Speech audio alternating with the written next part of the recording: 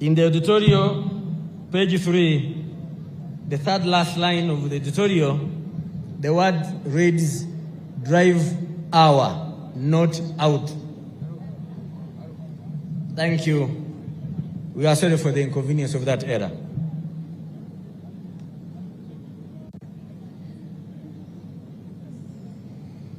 The Honorable was telling the people of Busia that the second command of the parade is a son of the soil, Lieutenant Colonel OGW'E. They should celebrate indeed that our own son, Omwanengo,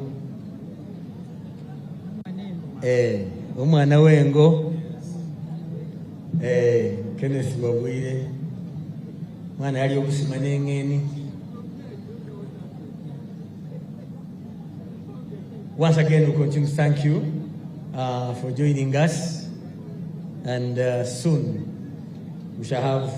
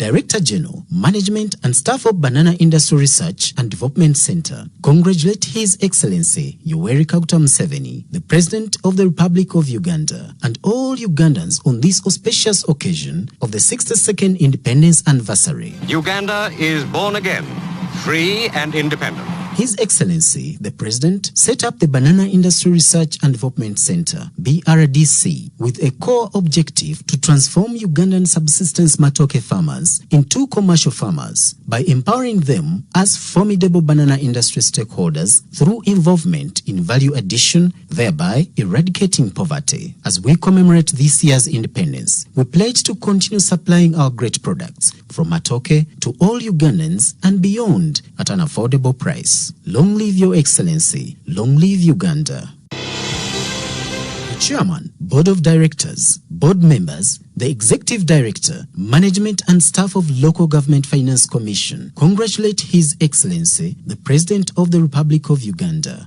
Retired General Yoweri Kaguta Museveni, and all Ugandans on this auspicious occasion marking 62 years of Uganda's independence. May our nation continue to thrive, and may we collectively work towards building prosperous local governments for a brighter Uganda. Long live Your Excellency. Long live Uganda, for God and my country.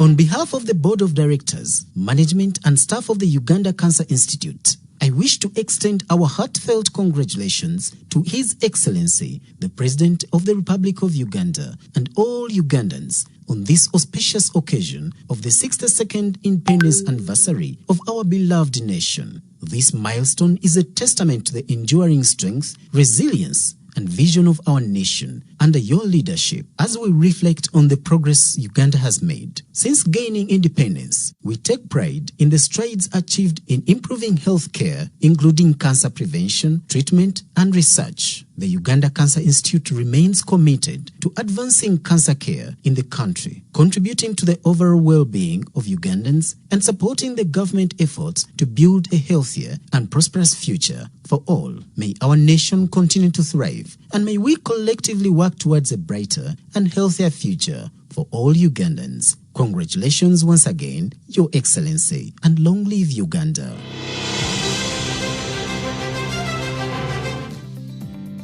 On behalf of the Ministry of Defense and Veteran Affairs and the Uganda People's Defense Forces UPDF, we extend our heartfelt congratulations to the President and Commander-in-Chief of the UPDF, His Excellency Yoweri Kaguta Museveni, and to all Ugandans on this occasion of Uganda's 62nd Independence Day.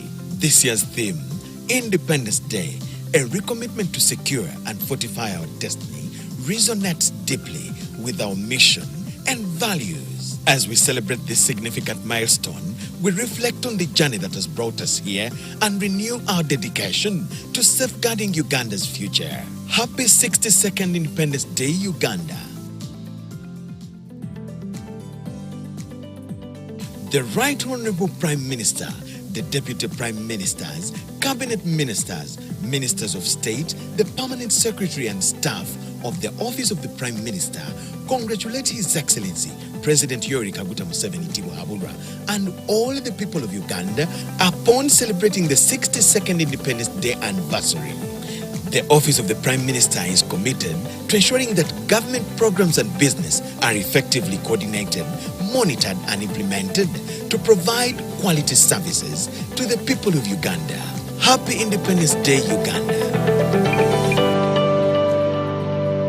The Board, Management and staff of the National Environment Management Authority, NEMA, warmly congratulate His Excellency General Yoweri Kaguta Museveni, the President of the Republic of Uganda, ministers, members of Parliament, and all the people of Uganda on the occasion to celebrate 62 years of independence. In line with this year's theme, Independence Day, a recommitment to secure and fortify our destiny, sustaining a united and progressive nation, NEMA remains steadfast in guiding development and progressive transformation of Uganda through assessing environment and social impact for sustainable development. As we celebrate our freedom today, we must always remember that without conserving our environment and recommitting to a secure destiny, we risk losing our development progress to vagaries of nature. It is therefore prudent that all our actions and all our efforts to sustain a united and progressive nation, we must take a green path in order to succeed. National Environment Management Authority, NEMA, ensuring sustainable development.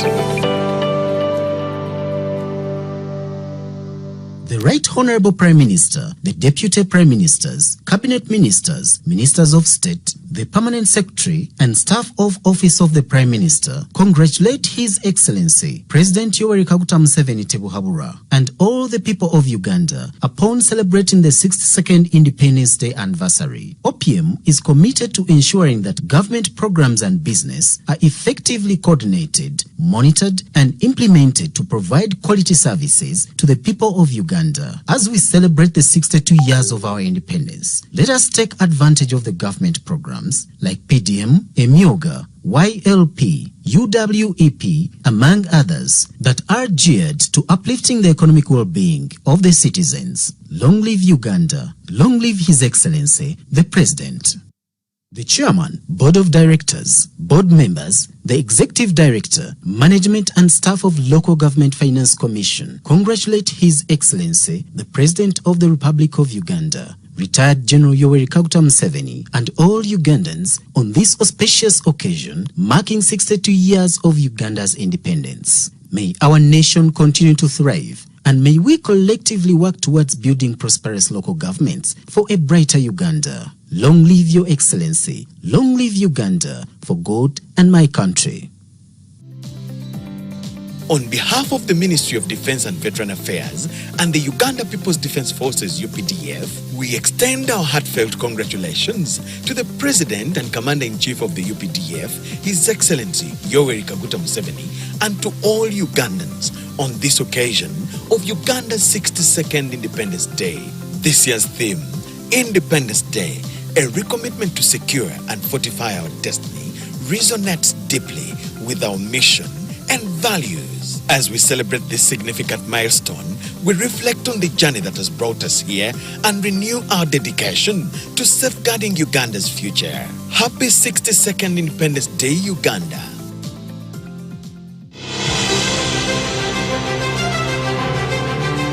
On behalf of the Board of Directors, Management and staff of the Uganda Cancer Institute, I wish to extend our heartfelt congratulations to His Excellency, the President of the Republic of Uganda, and all Ugandans on this auspicious occasion of the 62nd Independence Anniversary of our beloved nation. This milestone is a testament to the enduring strength, resilience, and vision of our nation under your leadership as we reflect on the progress Uganda has made. Since gaining independence, we take pride in the strides achieved in improving health care, including cancer prevention, treatment, and research. The Uganda Cancer Institute remains committed to advancing cancer care in the country, contributing to the overall well-being of Ugandans and supporting the government efforts to build a healthier and prosperous future for all. May our nation continue to thrive, and may we collectively work towards a brighter and healthier future for all Ugandans. Congratulations once again, Your Excellency, and long live Uganda.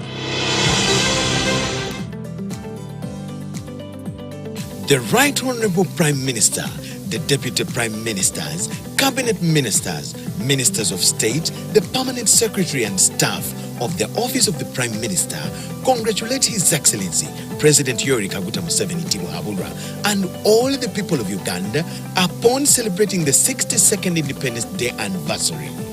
The Office of the Prime Minister is committed to ensuring that government programs and business are effectively coordinated, monitored and implemented to provide quality services to the people of Uganda. Happy Independence Day, Uganda.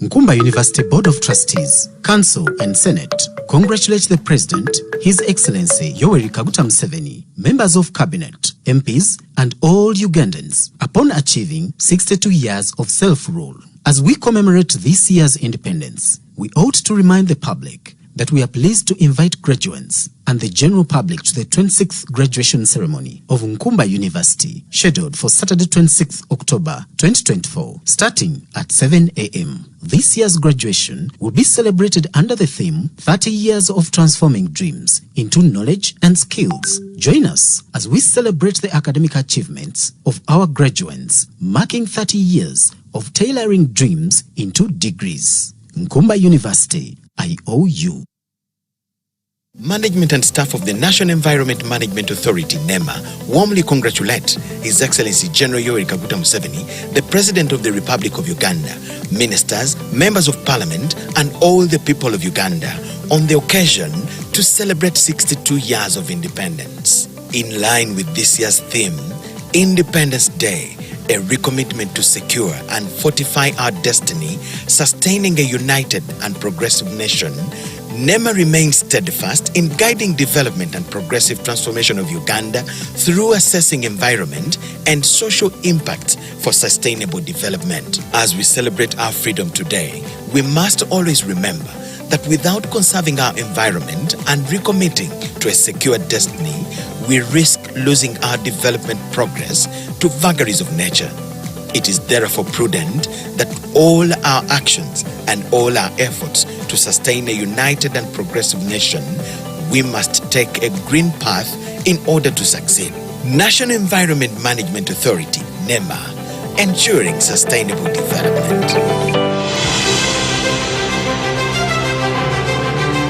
On behalf of the Board of Directors, Management and staff of the Uganda Cancer Institute, I wish to extend our heartfelt congratulations to His Excellency, the President of the Republic of Uganda, and all Ugandans on this auspicious occasion of the 62nd Independence Anniversary of our beloved nation. This milestone is a testament to the enduring strength, resilience, and vision of our nation under your leadership as we reflect on the progress Uganda has made. Since gaining independence, we take pride in the strides achieved in improving health care, including cancer prevention, treatment, and research. The Uganda Cancer Institute remains committed to advancing cancer care in the country, contributing to the overall well-being of Ugandans and supporting the government efforts to build a healthier and prosperous future for all. May our nation continue to thrive, and may we collectively work towards a brighter and healthier future for all Ugandans. Congratulations once again, Your Excellency, and long live Uganda.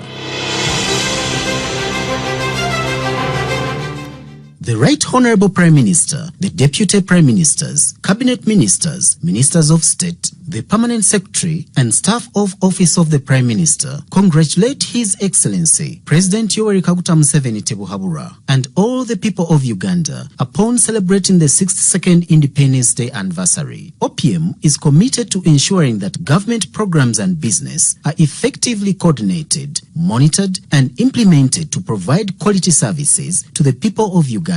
As we celebrate the 62 years of our independence, let us take advantage of the government programs like PDM, AMEEFUGA, YLP, OGW'E, among others, that are geared to uplifting the economic well-being of the citizens. Long live Uganda. Long live His Excellency, the President. Board of Trustees, Council and Senate congratulate the President, His Excellency Yoweri Kaguta Museveni, members of Cabinet, MPs and all Ugandans upon achieving 62 years of self-rule. As we commemorate this year's independence, we ought to remind the public that we are pleased to invite graduates and the general public to the 26th graduation ceremony of Nkumba University, scheduled for Saturday 26th October 2024, starting at 7 a.m. This year's graduation will be celebrated under the theme 30 Years of Transforming Dreams into Knowledge and Skills. Join us as we celebrate the academic achievements of our graduates, marking 30 years of tailoring dreams into degrees. Nkumba University, I owe you. The Director General, Management and Staff of Banana Industry Research and Development Center congratulate His Excellency Yoweri Kaguta Museveni, the President of the Republic of Uganda, and all Ugandans on this auspicious occasion of the 62nd Independence Anniversary. Uganda is born again, free and independent. His Excellency, the President, set up the Banana Industry Research and Development Center, BRDC, with a core objective to transform Ugandan subsistence matoke farmers into commercial farmers by empowering them as formidable banana industry stakeholders through involvement in value addition, thereby eradicating poverty. As we commemorate this year's independence, we pledge to continue supplying our great products from matoke to all Ugandans and beyond at an affordable price. Long live Your Excellency. Long live Uganda.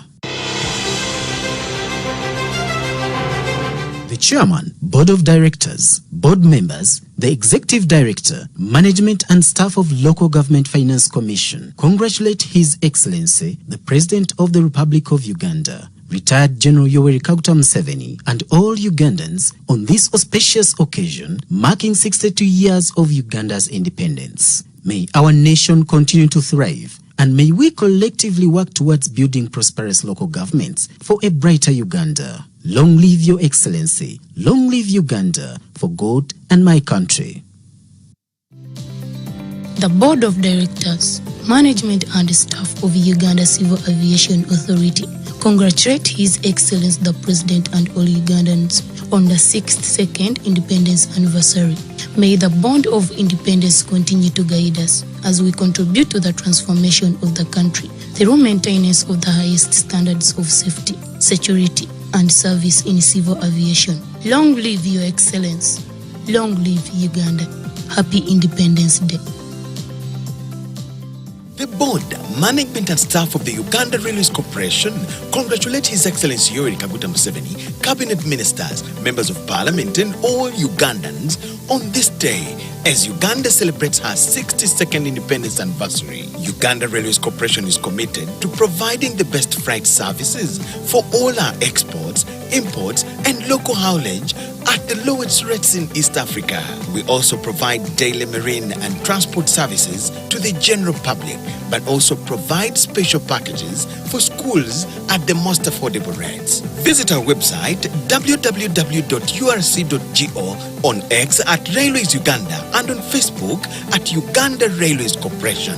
For more inquiries, please call 0783 799 923. Be sure, go rail. Long live Uganda.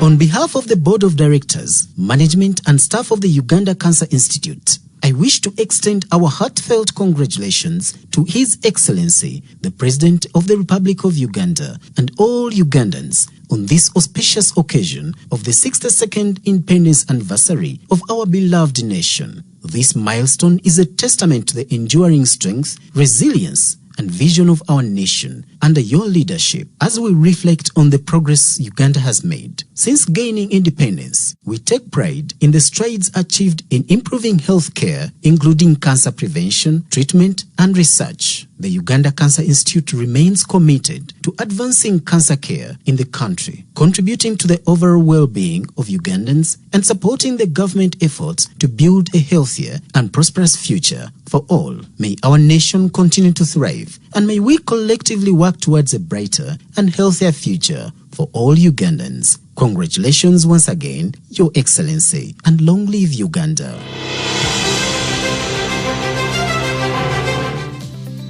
The Board of Directors, Management and staff of Uganda Civil Aviation Authority congratulate His Excellency the President and all Ugandans on the 62nd Independence Anniversary. May the bond of independence continue to guide us as we contribute to the transformation of the country through maintenance of the highest standards of safety, security, and service in civil aviation. Long live Your Excellency. Long live Uganda. Happy Independence Day. The Board, Management and staff of the Uganda Railways Corporation congratulate His Excellency Yoweri Kaguta Museveni, Cabinet Ministers, Members of Parliament and all Ugandans on this day as Uganda celebrates her 62nd Independence Anniversary. Uganda Railways Corporation is committed to providing the best freight services for all our exports, imports and local haulage at the lowest rates in East Africa. We also provide daily marine and transport services to the general public, but also provide special packages for schools at the most affordable rates. Visit our website www.urc.go, on X at Railways Uganda, and on Facebook at Uganda Railways Corporation. For more inquiries, please call 0783 799 923. Be sure, go rail. Long live Uganda. Nkumba University Board of Trustees, Council and Senate congratulate the President, His Excellency Yoweri Kaguta Museveni, members of Cabinet, MPs, and all Ugandans upon achieving 62 years of self-rule. As we commemorate this year's independence, we ought to remind the public that we are pleased to invite graduates and the general public to the 26th graduation ceremony of Nkumba University, scheduled for Saturday 26th October 2024, starting at 7 a.m. This year's graduation will be celebrated under the theme 30 Years of Transforming Dreams into Knowledge and Skills. Join us as we celebrate the academic achievements of our graduates, marking 30 years of tailoring dreams into degrees. Nkumba University, I owe you.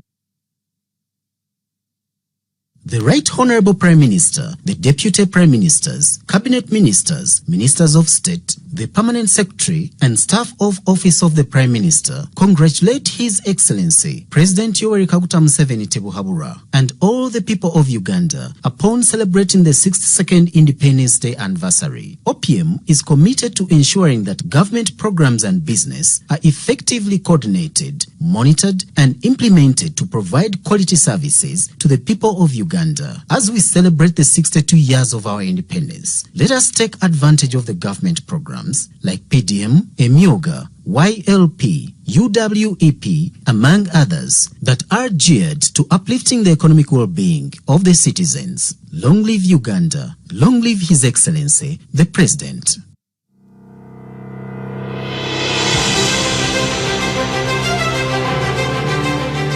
Independence Day is observed as a national holiday in a country. Uganda became an independent sovereign state on 9th October 1962. Uganda is born again, free and independent. This event holds an important position in the history of Uganda as it marks the country's freedom to self-rule from its colonial masters. Uganda and the people have made significant strides in 62 years, like improvement in economic growth, education, agriculture, peace, prosperity and political stability.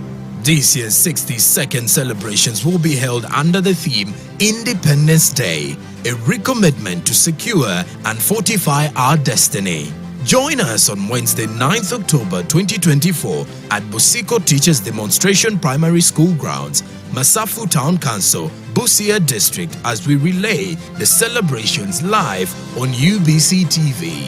Inspiring Uganda.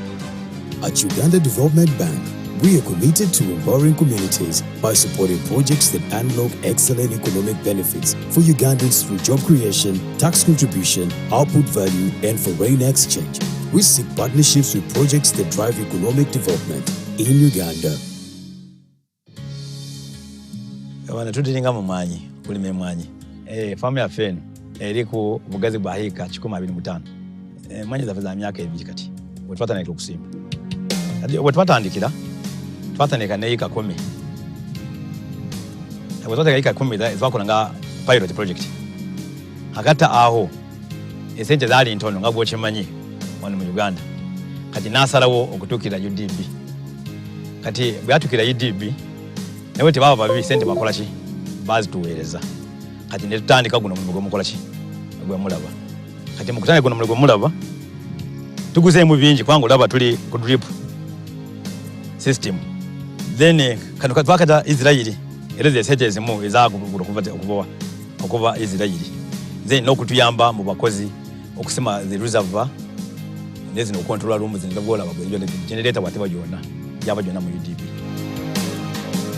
wano ngaba libona abalone mu Uganda waliwo abesobola balima batesobola batukire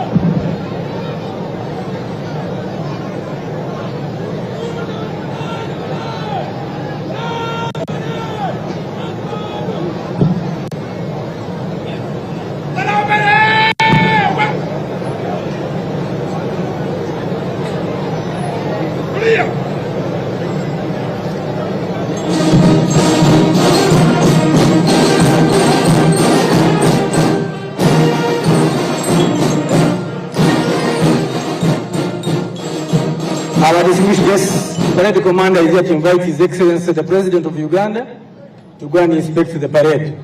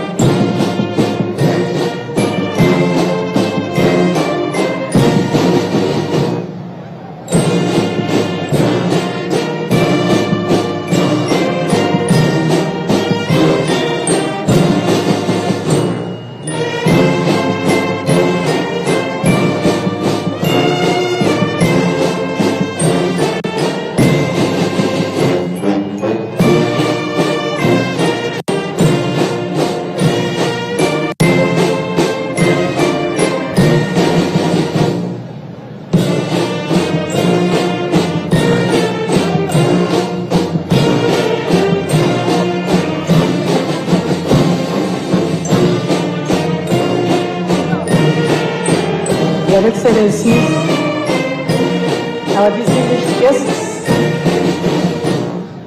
as we celebrate these 62 years of our independence, many Ugandans, the majority of Ugandans, are happy because of what we have seen going on from the time we got independence. Yes, we shall not say that everything was smooth, but the most important thing is that on the 9th of October 1962, we got independence. We appreciate the people who took us on that road to independence. That includes the late Precious Musazi and his team, the Uganda National Union, who went ahead and agitated for independence, and the slogan was self-governance now. That was 1952. But when I look back and I see what went on, yes, we got independence finally in 1962, but it looked like we did not even know what to do with it, because we continued with the system of our colonizers. We continued with the education system because they had actually stifled our African education system. We continued with their security system. But later on, His Excellency Yoweri Kaguta Museveni analyzed the situation and saw that Uganda would never develop unless we did something about neo-colonialism. The education system was in the interests of the colonizers. Therefore, today, we have a new curriculum.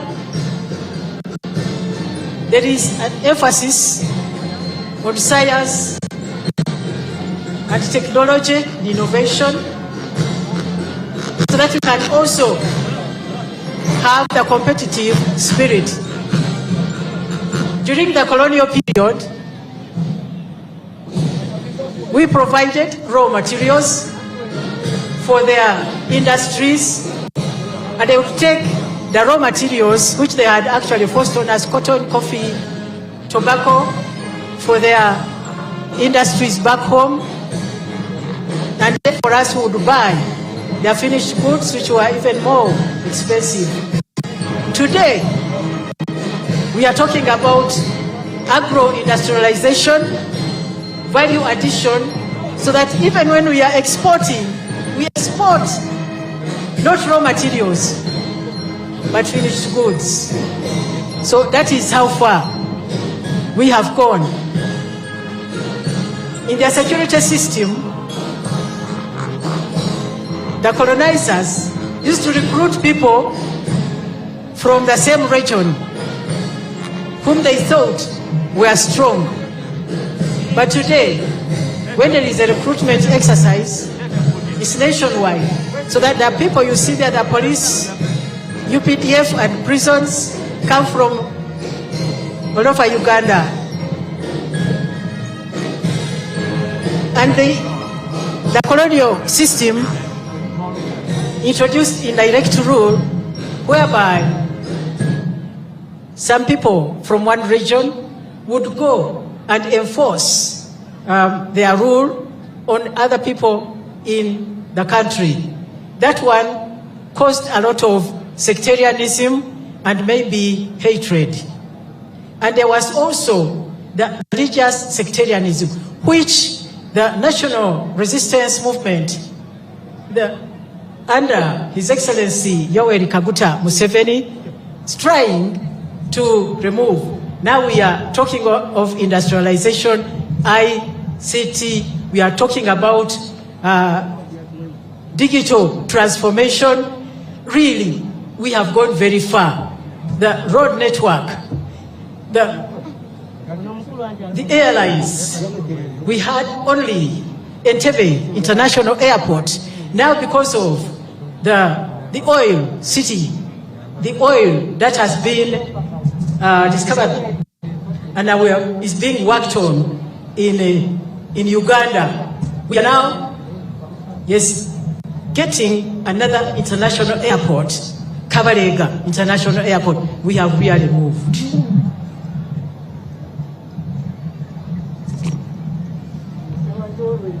Thank you, Madam Mwanguzi. Distinguished guests, His Excellency, the President is now on the last leg of the inspection. He's been invited to inspect the band, and thereafter we shall have the hoisting of the national flag.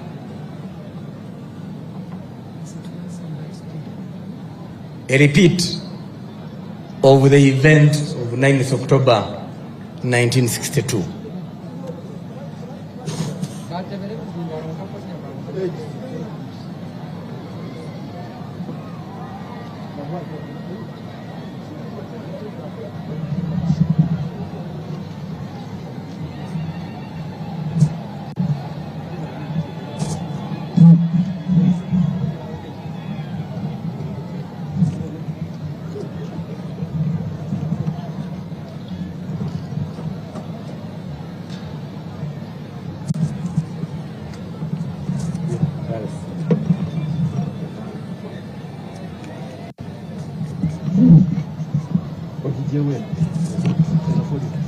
This year's parade, as indicated earlier, is commanded by Colonel Dewa Kiki. His deputy is Lieutenant Colonel Kenneth Tabu Wabwire. The parade administrator is Lieutenant Colonel Richard George Mpangire, while the parade adjutant is Major Miriam Okelo Apio, and the parade RSM, Warrant Officer Class 1, Nsubuga Patrick.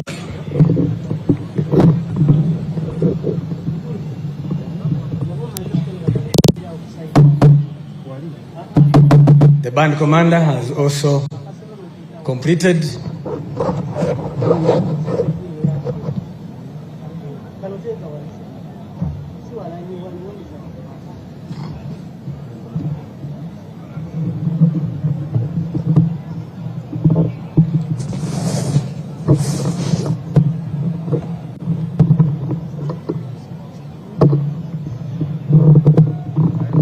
the parade commander has bid farewell to the parade to the president and requested for permission for the march past. Otherwise, talking of the parade structure, the color party is commanded by Captain Simon Peter Etiang, assisted by Captain Dixon Mizukire and Lieutenant Patricia Mpirwa, while the color RSM is Warrant Officer Class 2, Araj Felix. The directors of music from the UPDF, Colonel Moses Wilson Sentongo. From the police, SSP Okedi Stephen, and from the Uganda Prison Service, Superintendent of Prisons Tugume Ambrose. Thank you, Your Excellency.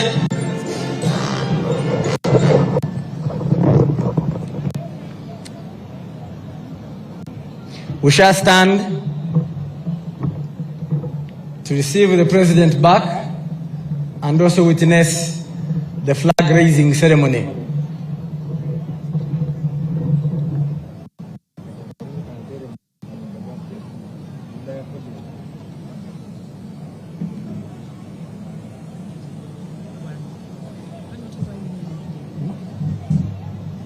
Abandu bolande luno mwesi musingire abe hale mwesi musingire ulugu muholo muhulundu mno.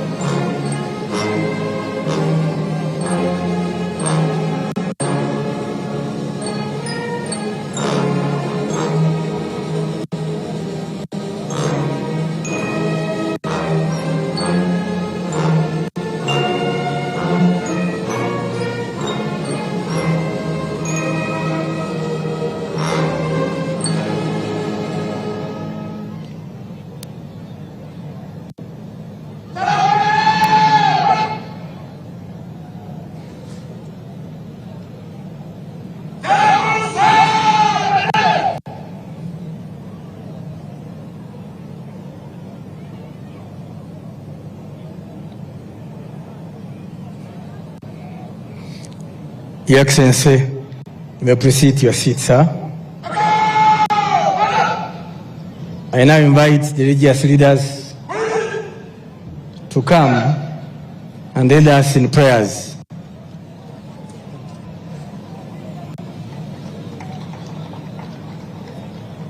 Your Excellency, sir, to lead us in prayer, we shall have Sheikh Obanjo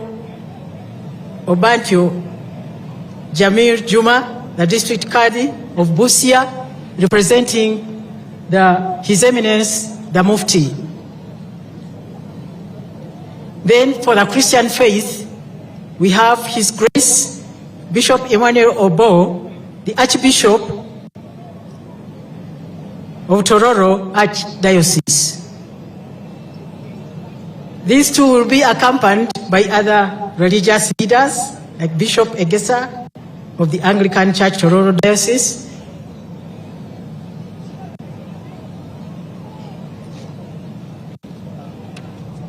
the Orthodox and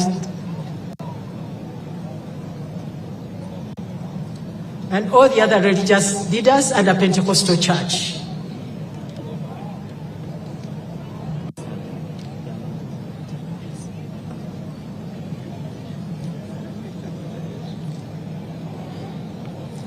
Let's humble ourselves for prayer. أعوذ بالله من الشيطان الرجيم. In the name of Allah, the most merciful, the most gracious. All praise is to Allah, Lord of the world. Peace be upon His Messenger, Prophet Muhammad sallallahu alaihi wasallam. O Allah, bless our country Uganda with peace, security and prosperity. O Allah, guide our humble leader, His Excellency General Yoweri Kaguta Museveni, and the other leaders to righteousness and wisdom. O Allah, unite our hearts and protect our nation from harm. Allah, we seek your help, guidance, forgiveness. We believe and trust in you. We praise you with all goodness. We thank you and do not disbelieve in you. Allah, we pray that this ceremony commences with joy, peace, and at the same time end peacefully. Amen.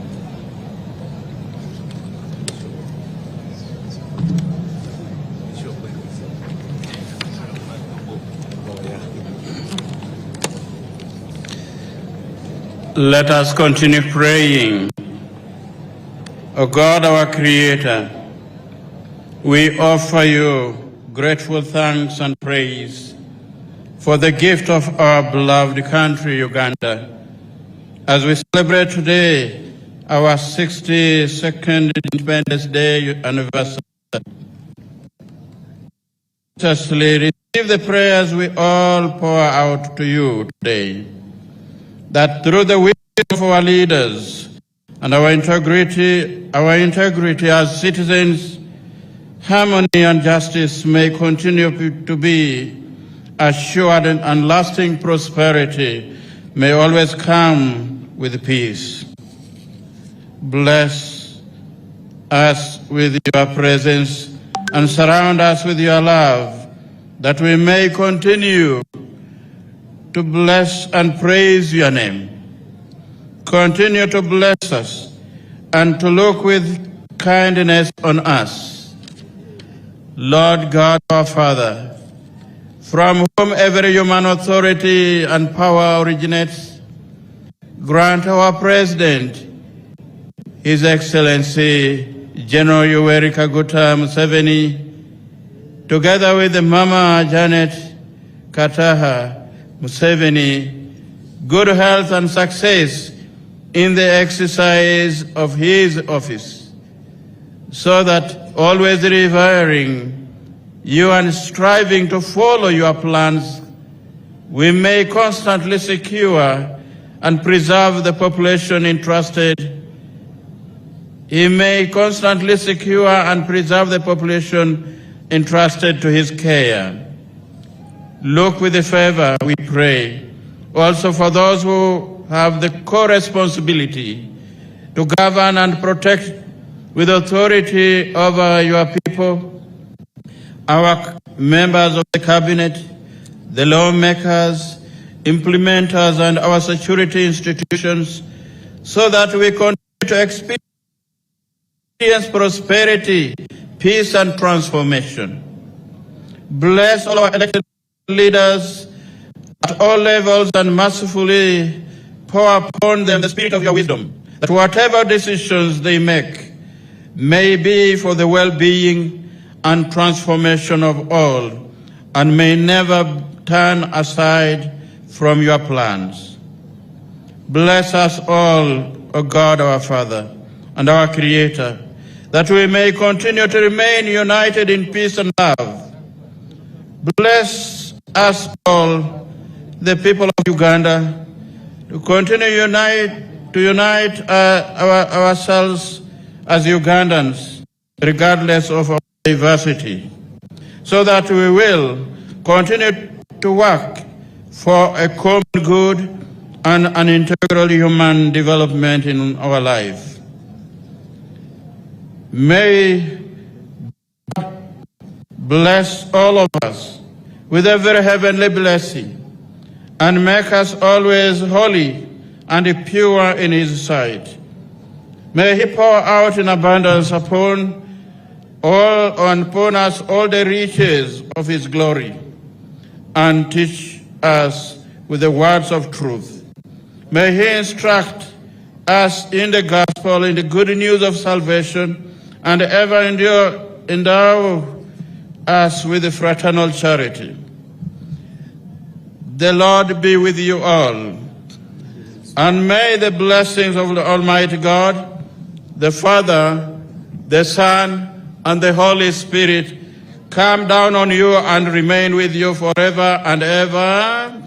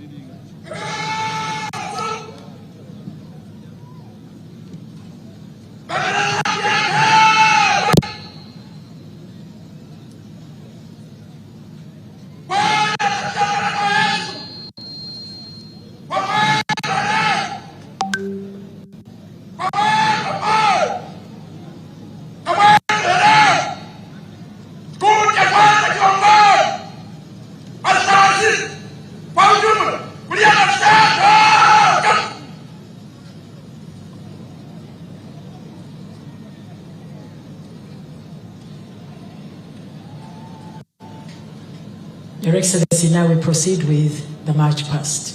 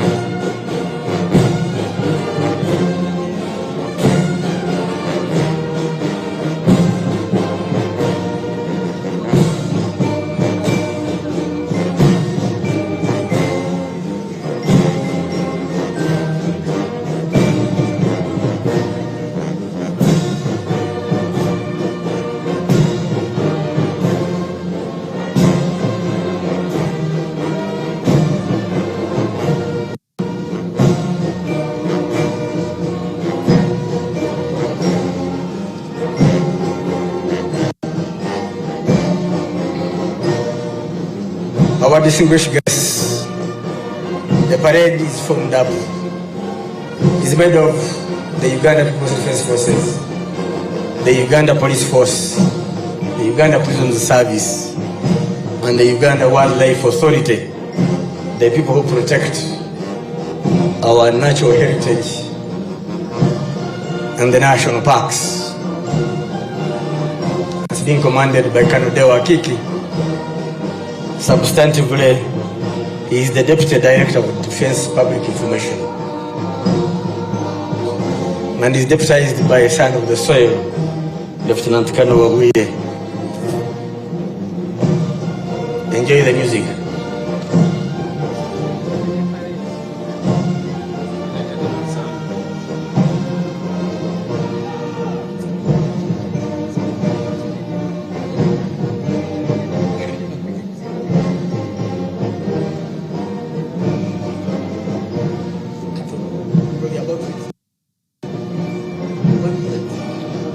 Banabusia eparedi ihanja alumuulire paredi njaha niyo uniform njaha ohumba buyaha niho mwihale mwenjoyinge paredi ihulirwe nende kano de akiki naye alonderaho no isitundu sino manabusia Lieutenant Kano Kenneth Wabwire.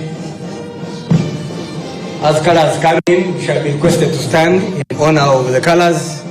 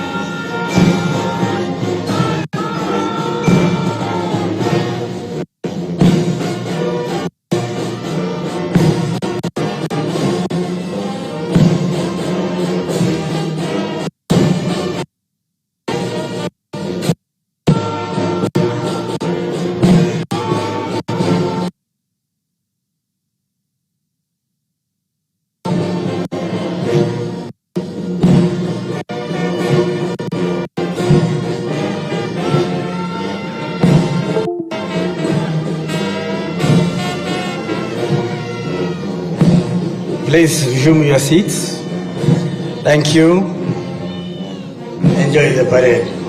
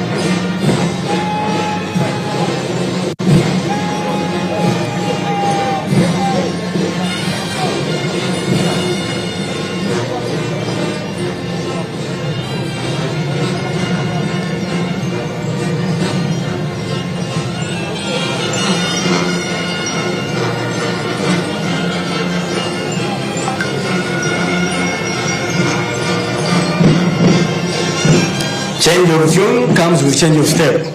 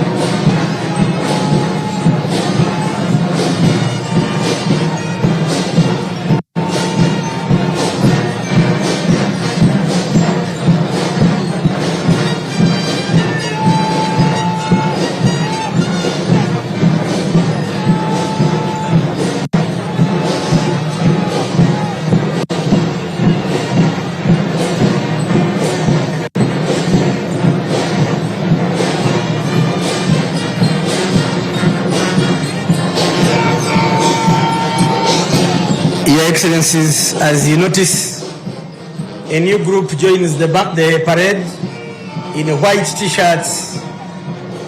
That's the UPDF circle.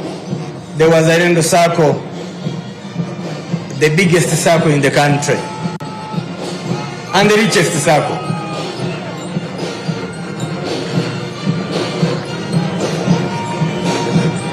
And we must graduate is due. We learned from our neighboring brothers in the Republic of Kenya. They have older circles, and we did benchmark with them. Behind them are UPDF acrobats, showing the skills they have, besides knowing how to deal with enemies of peace.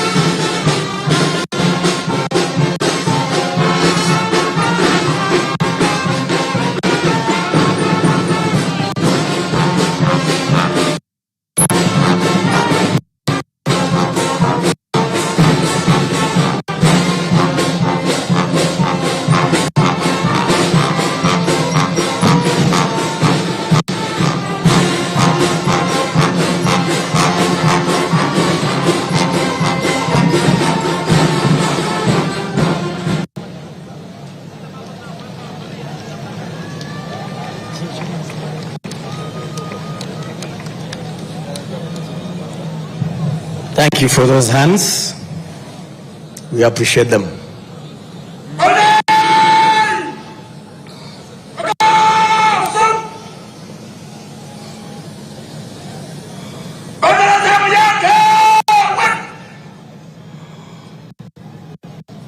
Parade is moving into Viaga.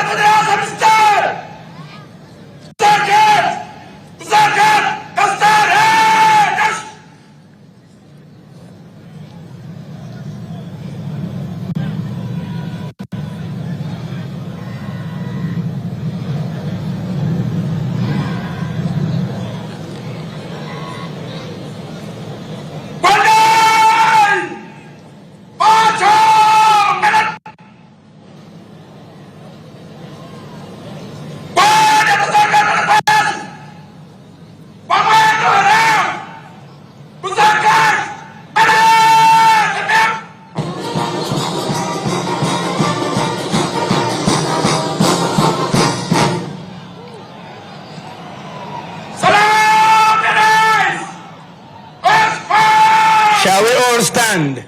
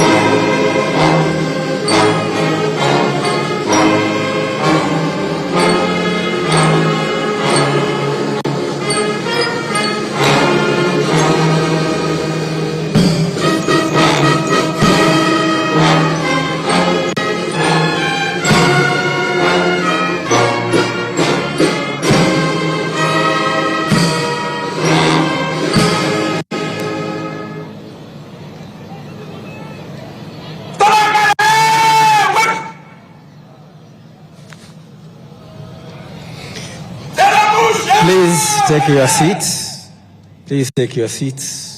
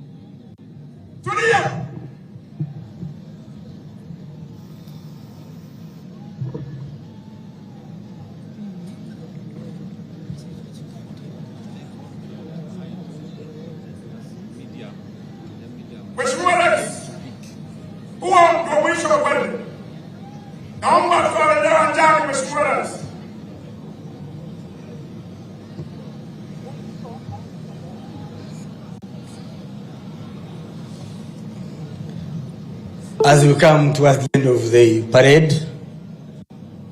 parade commander requests for permission to march off with the colors, and soon after we shall have another event, this time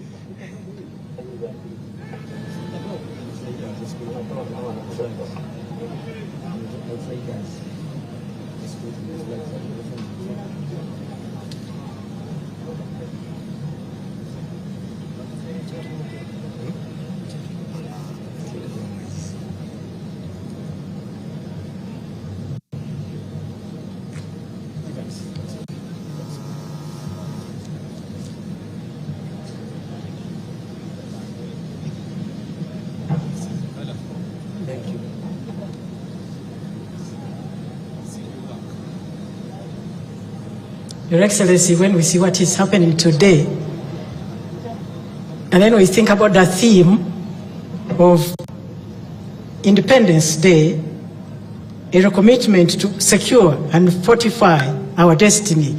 This is a real demonstration of fortifying what we have as a country. Maybe the people have not yet seen how we protect our colors. This is it.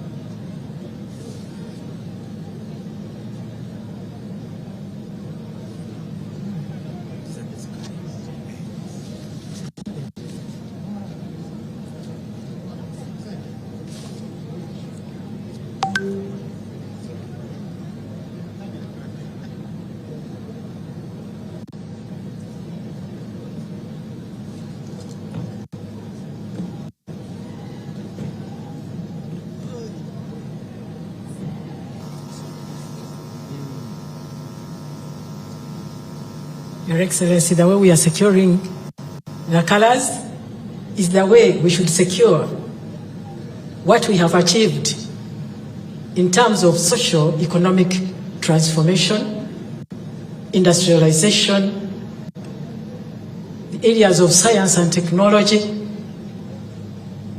agriculture. Your Excellency, you have really brought us so far, and what you have given to us should be secured and fortified.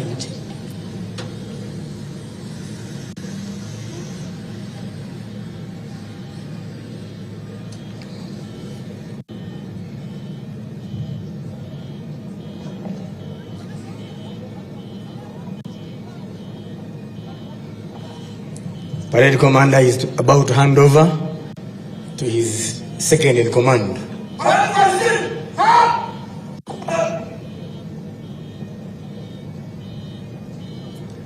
Waheshimiwa wageni waalikwa, tunashukuru sana muda mliochukua mkajiunga nasi kwa kusherehekea siku ya uhuru wa mara ya 62.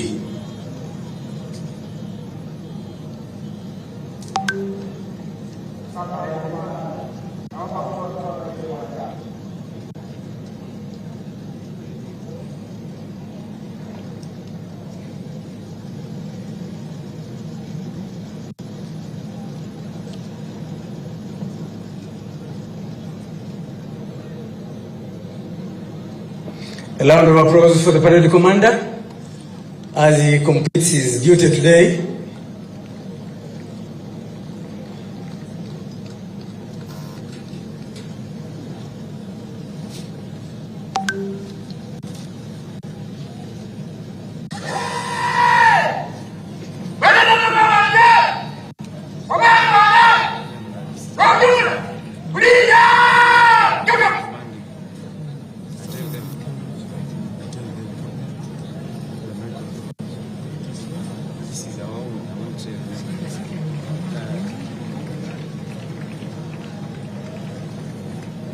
Omundi hadira mu paredi ngaluko babolere mwana isitundu mwana wemwe bamulanga Lieutenant Colonel Kenneth Wabwire mumubire hendulu mumusangaliraho oyo niye ohubiri ku paredi no era umuhongo waye hamuberesa yesa dumire atuseo amaikaye atuseo paredi dawe basa UPDF dawe basa president oberesa bana befe bebusia ahakisa bahola imbirimo kitiyo mumaye bangi muno abasami abagwe abalumaye mulala wabo niyo Dr.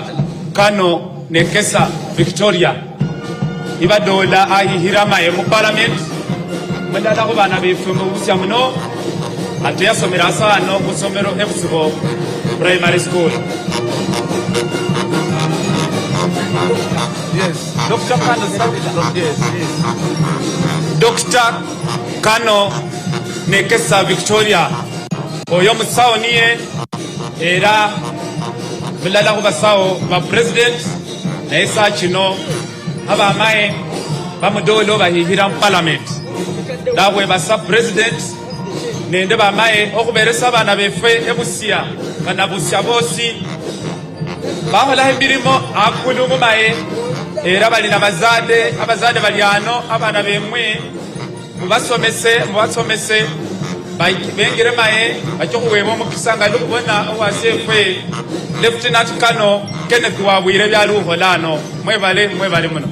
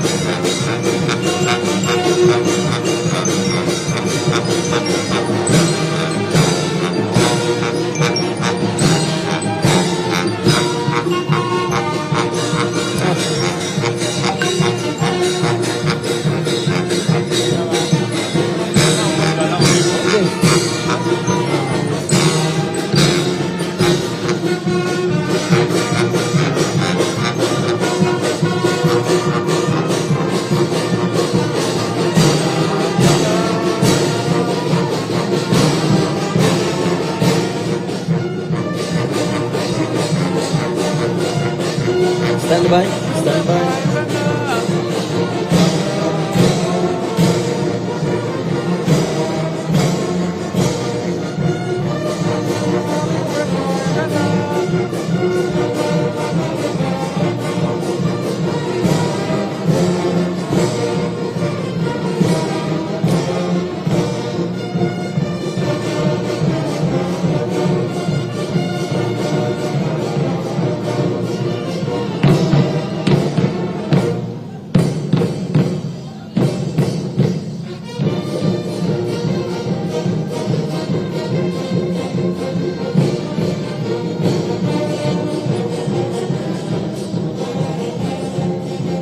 Your Excellencies, as the band marches off the ground, I present to you Juksu Group.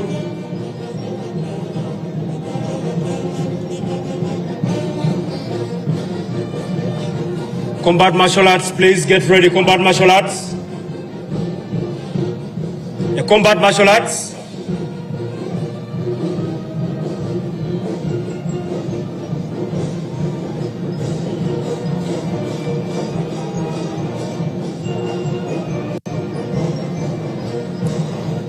If that space is enough.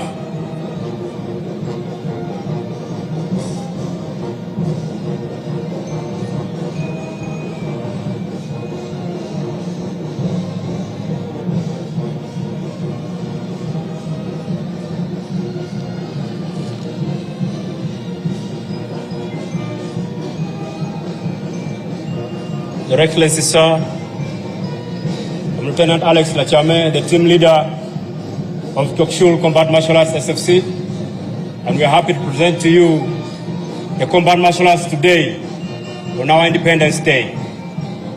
We're a team of 29 and ready to showcase some skills of combat martial arts. The first pattern is a hand-to-hand fight,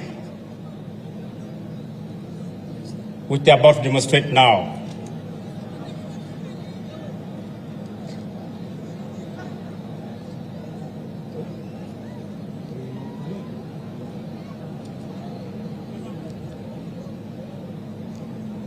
Yes, you can begin.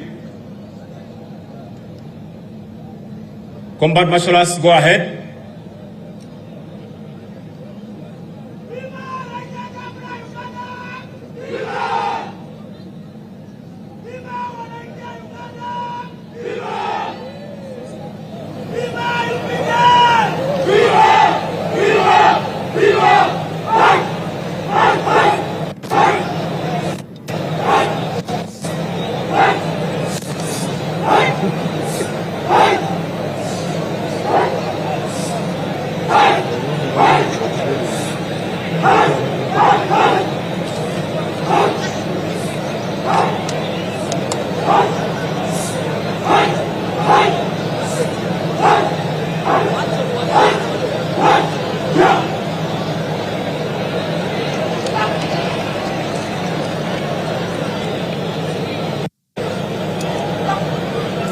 The next action drill, sir, is the one-on-one combat fight. Please, our dear viewers, the activities we'll be witnessing today are not safe to be practiced at home. They are activities that are done by trained professional soldiers. So please, at home, don't do it. When attacked. It's only meant for self-defense and in time of combat.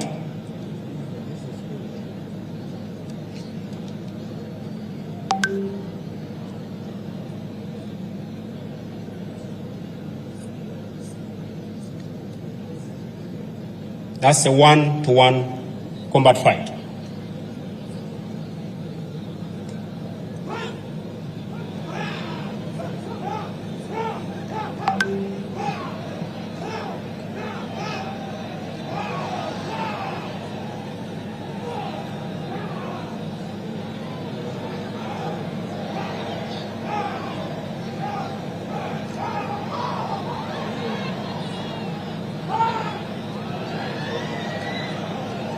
Never practice that at home, please, our viewers. The next action drill is the hand-knife fight. It is a drill that helps a soldier fight with a bayonet or a hand knife.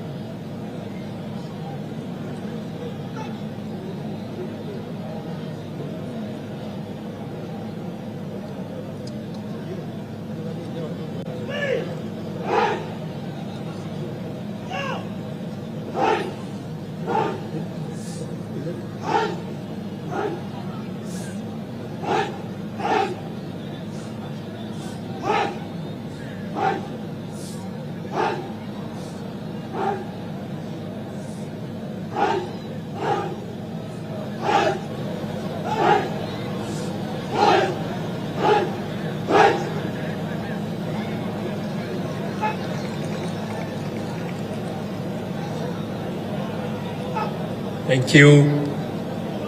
The next action is 1 fighting 2.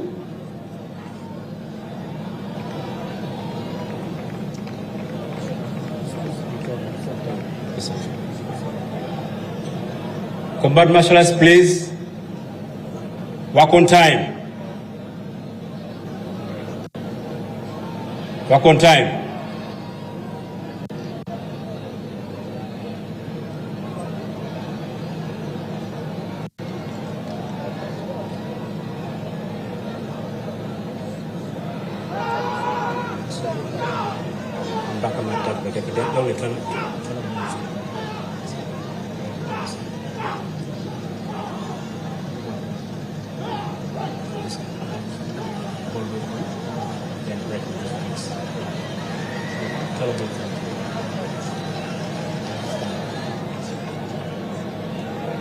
The next action is a cold weapon combination.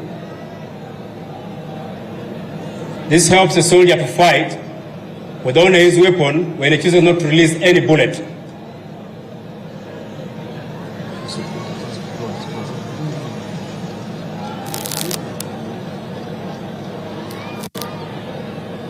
As they are coming on stage, please prepare for the next activity. We don't have time. Prepare for the next activities, the nails.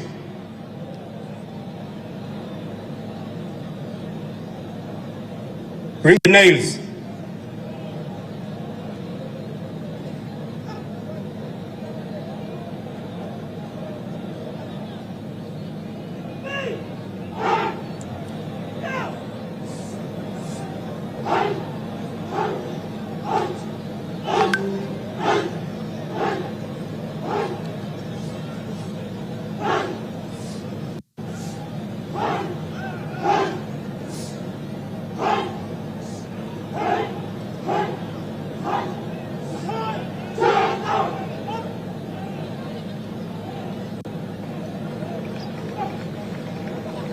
The next action is 3 fighting 1.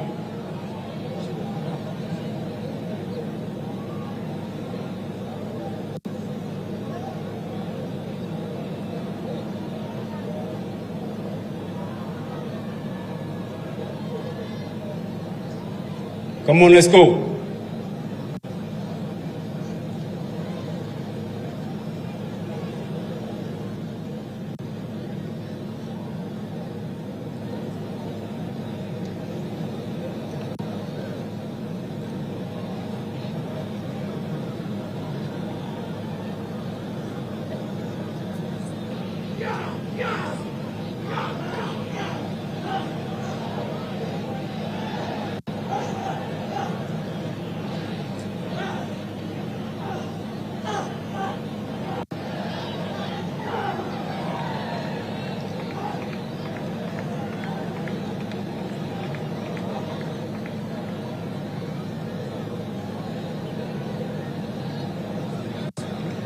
Yeah, they are the bricks. Your Excellency, sir, those are young female soldiers and about to showcase you how they are going to break those blocks there made of cement and sand. Commander, please prepare for the next action. That's Private Achipabeti.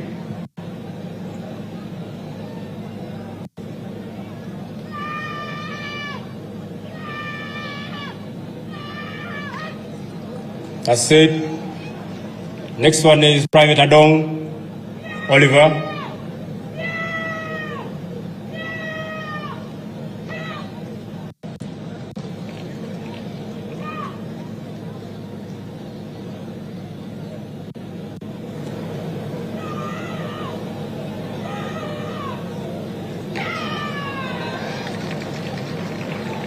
Thank you. Please, dear viewers, you never practice this at home. They're not safe at home. Those you see there are live nails, 5 inches, all nailed on the board of soft wood. And somebody is about to jump on them with a live foot, with no shoes on bare feet.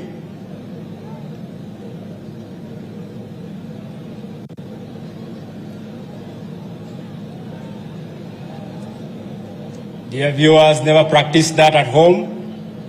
It is done by a trained professional.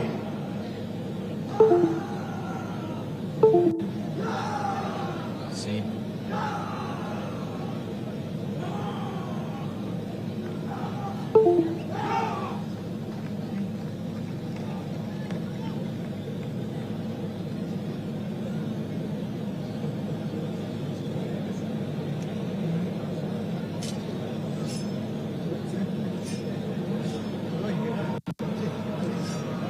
That one is coming to slip on the nail with that bare skin.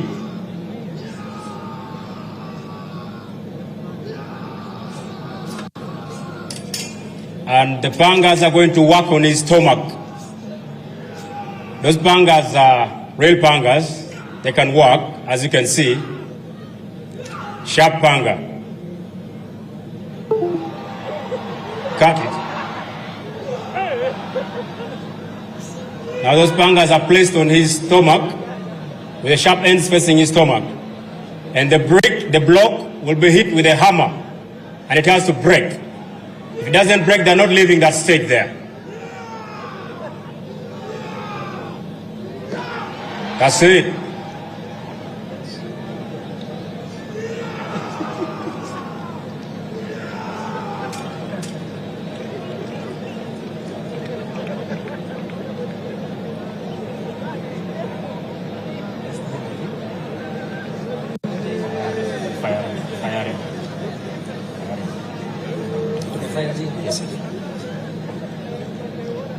Work on time.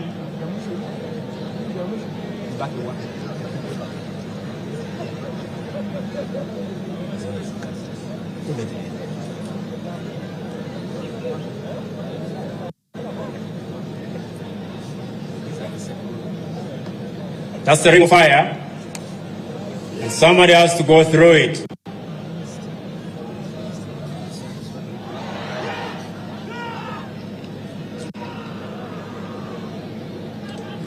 They're all going through it.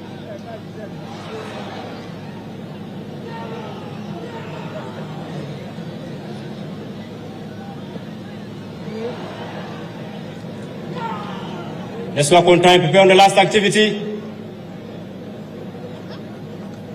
Let's go.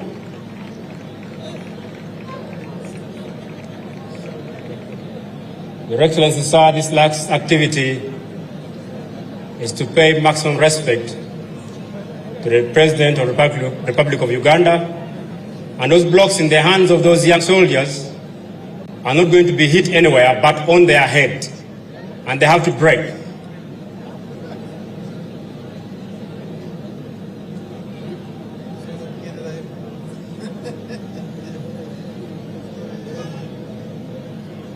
Those are concrete blocks in the layer.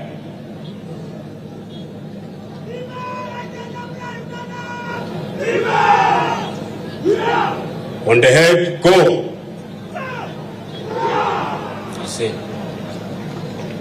That's the end of the combat martial arts demonstration, sir. We should carry, sir.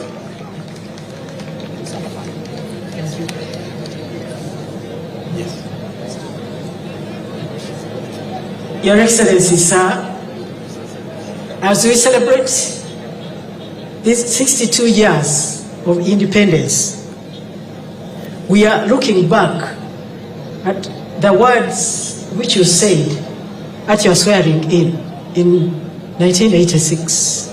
You said, sir, what you see today is not a mere change of guards. It is not a mere change of guards, it is a fundamental change. Your Excellency, from that time, we saw that it was like an ignition key to the social, economic transformation of this nation, and we have run very fast. Your Excellency, you like reading the Bible. I can compare you with Nehemiah. Nehemiah had to rebuild the walls of Jerusalem. They had been destroyed. He went on and rebuilt those walls with the help of his own people. Yes, he had a lot of threats. In spite of the threats and opposition and criticism, he went on and completed the wall of Jerusalem. And at the same time, he transformed all the systems which had gone bad. These are the words he said at the end. In Nehemiah chapter 5, verse 19, he said this: Remember me with favor, oh my God, for all I have done for these people. That is what he said. Remember me with favor, oh my God, for all I have done for these people. Your Excellency, you have not only done this thing for us, but even for Africa and the world at large. Therefore, we congratulate you on this occasion. Your Excellency, at this juncture, we would like to hand over to the Director of Ceremonies for today, Honorable Millie Babalanda, the Minister for the Presidency. She is the Director of Ceremonies. I have been one of the Assistant Directors of Ceremonies. My name is Alice Muwanguzi, Special Presidential Assistant in the Office of the President, and I have been working with two other people. Your Excellency, my name is Dennis Nyangweso. I am the Member of Parliament for AMEEFUGA Central, the constituency which is hosting you today. I thank you for coming on behalf of the people of AMEEFUGA Central and Busha District.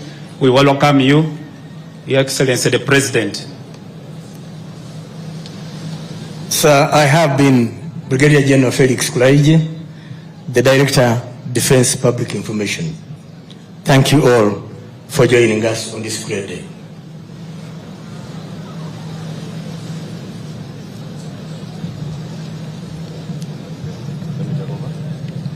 Your Excellency, President of the Republic of Uganda, Commander-in-Chief of the Uganda People's Defense Forces, National Chairman of the mighty party NRM, our Chief Patriot, our champion in the fight against HIV and AIDS, our champion of democracy, Doctor of the International Philosophy, and Fountain of Honor on the African continent, Retired General Mzee Yoweri Kaguta Museveni, you are most welcome to Busia District. Your Excellency, President of the Central African Republic, Professor Achang Todera, we are humbled for your presence.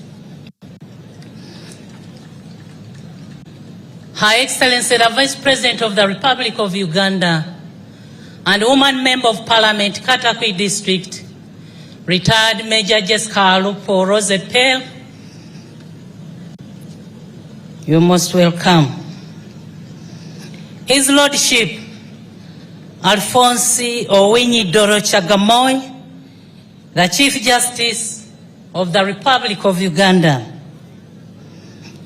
the Right Honorable Deputy Speaker of the Parliament of Uganda, Right Honorable Thomas Tayewa, the First National Vice Chairperson of the NRM Party, Right Honorable Alhaj Moses Chigongo,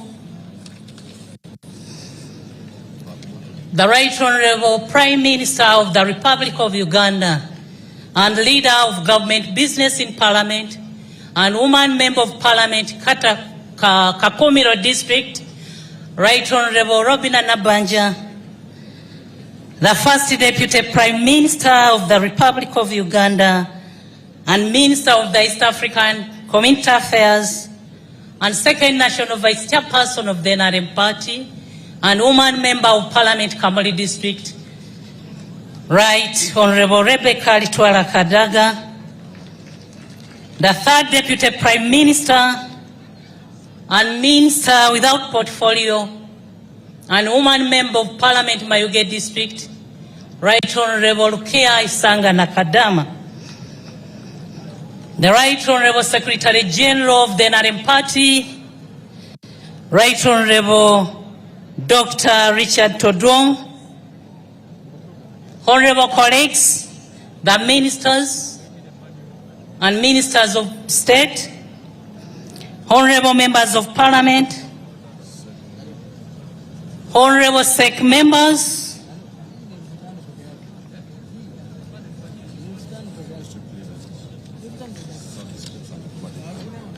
led by you, Your Excellency, as our chairperson of the National NRM Party,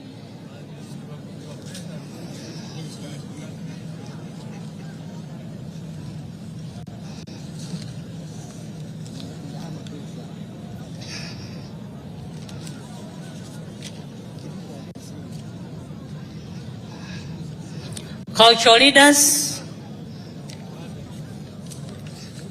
religious leaders, former President of Liberia, former Vice President of the Republic of Uganda, His Excellency Dr. Gilbert Balibaseka of Kenya, diplomatic heads, Head of Civil Service and Secretary to Cabinet, Service Chiefs, Permanent Secretaries and Commissioners, Office of the National Chairman led by the Senior Presidential Advisor, Namiaro Hadija, together with the Bazukulu, District Leadership, Sub-County Leadership, Parish Leadership, Village Leadership, NRM Family, Bazukulu wa President Museveni, the doctors and nurses led by Dr. Musa Lumumba,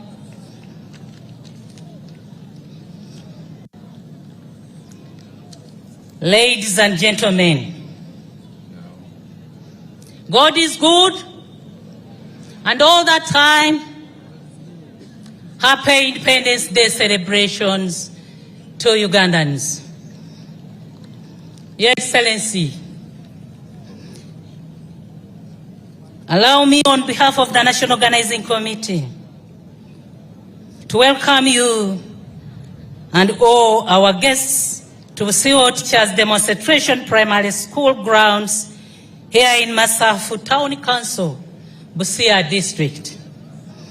You are all welcome to this year's Independence Day celebrations. Abantu bebusia mulio mwebala okuwagira President Museveni Mwebalo kuhagira NRM.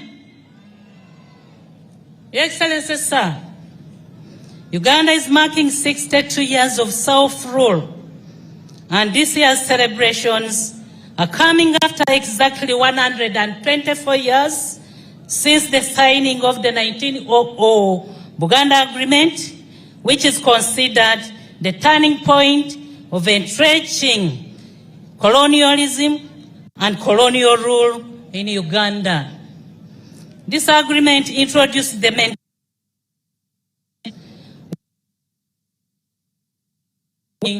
economy. The people were told to grow a few crops for money and the rest for food. After 124 years, the people are still locked up in the mentality of working mainly for the stomach and not for the commercial value of their products. Your Excellency, sir, this is one of the biggest challenges that have delayed Ugandans to attain middle-income status.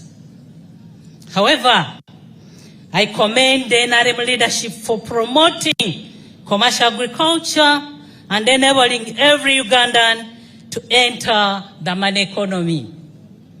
Your Excellency, allow me to thank the Almighty God for preserving your life. Last month, on September 15th of 2024, I was one of the Ugandan who witnessed the celebrations marking your 80th birthday. We cannot take this celebration for granted. God has given chance to many persons to prove themselves, but they have not ably utilized their chances to transform their communities in order to leave a lasting legacy. You have proved that one can have the chance and maximally utilize it for the benefit of millions of others. Your Excellency, sir, for God to keep you alive and for you to remain our democratically elected president, you still have a work to do to transform our country. I appeal to you, my fellow leaders and public servants, to maximize on the grace the Lord has given to us through our President, retired Mzee Yoweri Kaguta Museveni.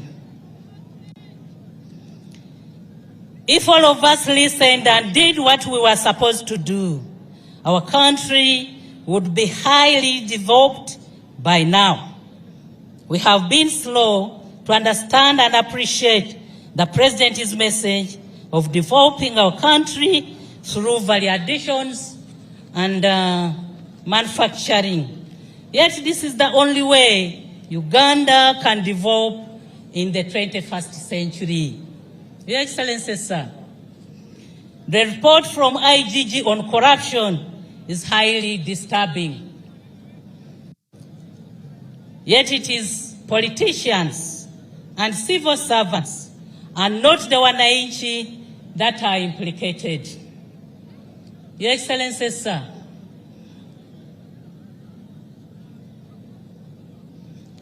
I wish to commend your leadership for the stability and transformation of the country.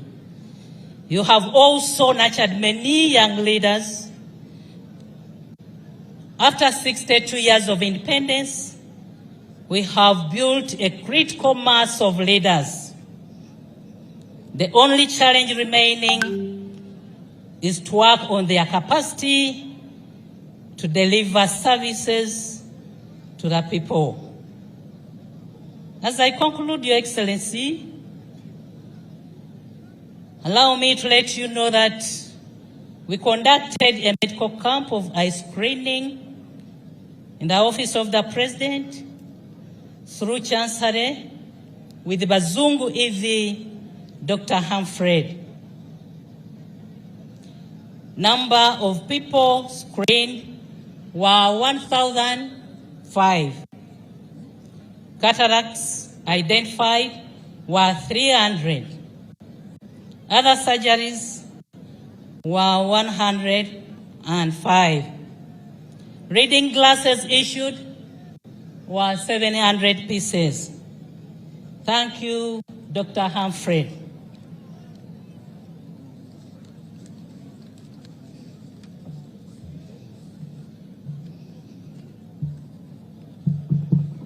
Your Excellency, sir,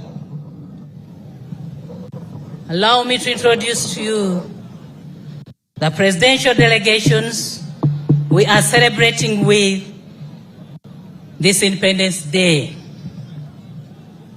Your Excellency, next to you is His Excellency Professor Faustin Achang Todera, President of the Central African Republic.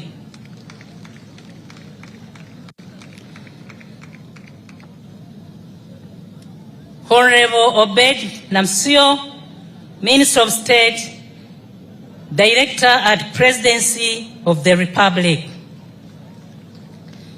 Honorable Albert Yaloke Mokpen, Minister Delegate of Communications, Advisor to the Presidency of the Republic.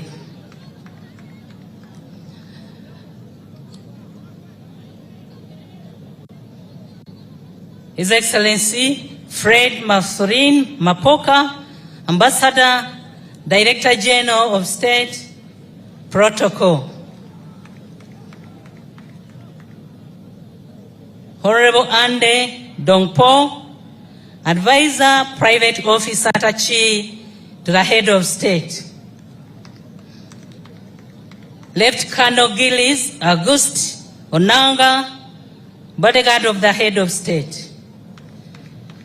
Miss Raisa Helen Ndoumakato, Attaché to the Presidency of the Republic. Your Excellency, below is the ministerial delegation.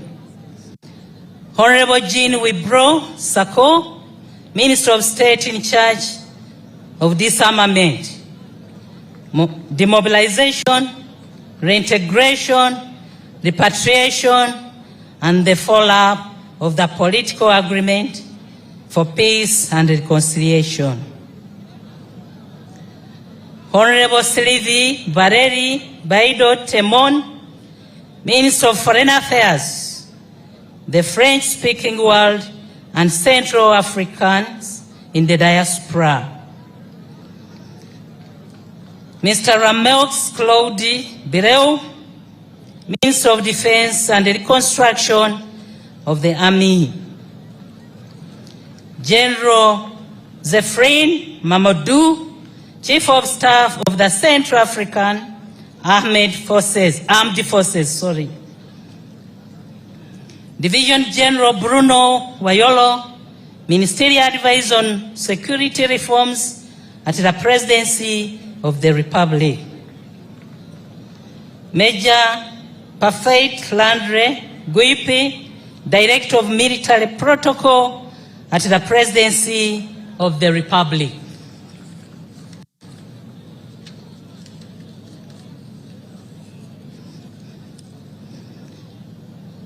Mr. Clark Malthus Urich Sebirot, Aide-de-Camp to the Minister of National Defense. Honorable Hippolyte Mabo, Director at the Presidency of the Republic.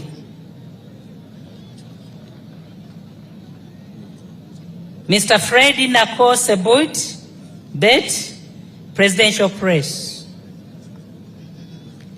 Mr. Angeb Sadet Golan, Presidential Photographer.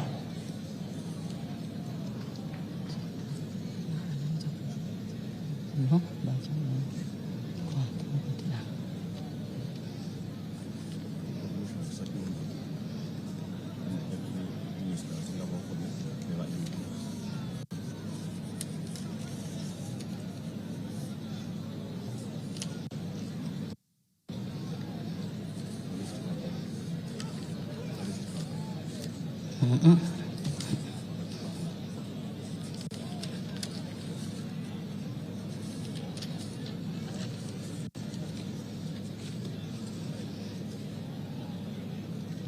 Excellency, as I conclude, allow me to let you know that my first posting in government service was here in Busia district as Deputy RDC. Thank you, Sir, Your Excellency, for mentoring me together with the people of Busia. I am back here now as Minister in charge of Presidency. Thank you for the work well done.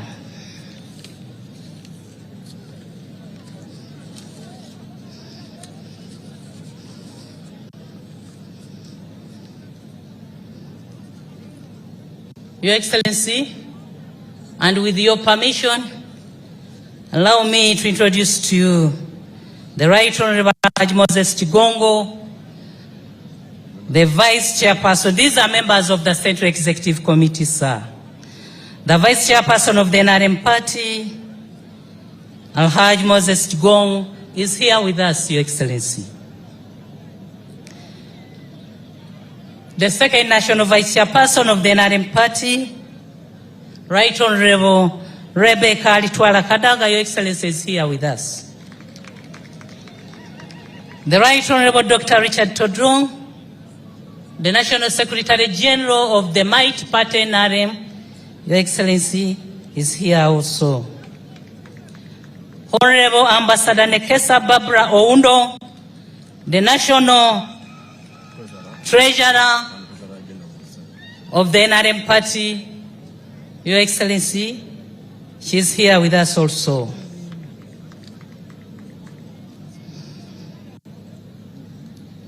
I wish to commend the district leadership of Busia, the RDCs of Busia,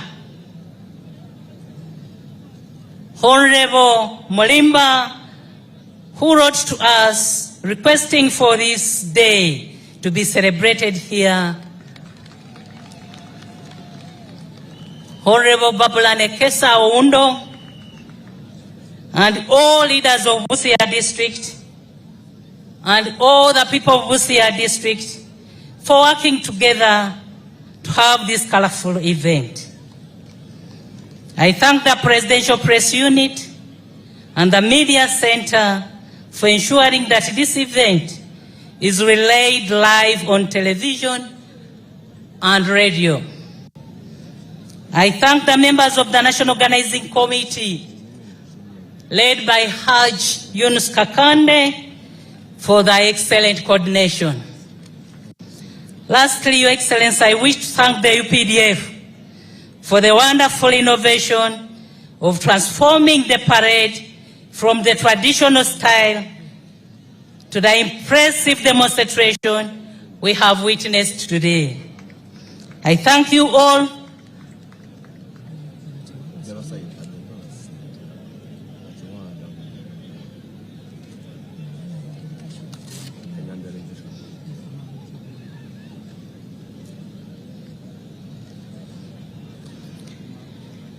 Your Excellency, before inviting you, allow me also to recognize other SEC members who are with us today.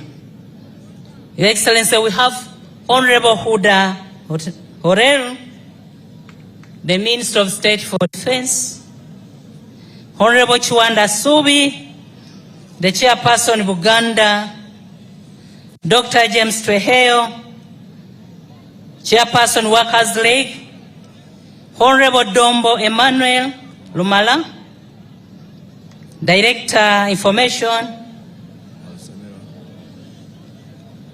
Honorable Gedudu, Honorable Alisemera Jane, and Honorable Lydia Wanyoto. Your Excellency, allow me also to recognize the delegation from Kenya,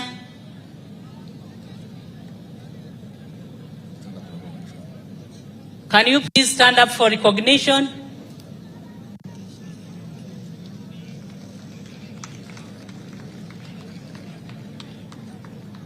Thank you. And the former Vice President of Liberia. Your Excellency, High Excellency, you're most welcome. It's now my singular honor, Your Excellency, and privilege to invite you to come and address the nation. Thank you for your kind attention for God and my country.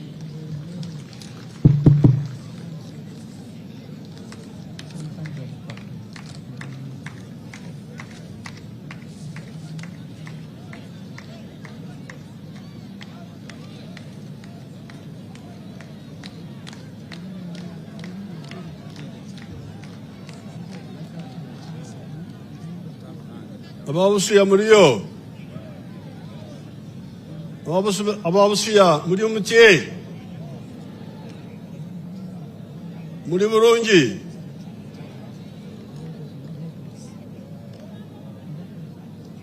Is this clear enough? You can hear? President muri umulira. It's not clear, it's not strong enough.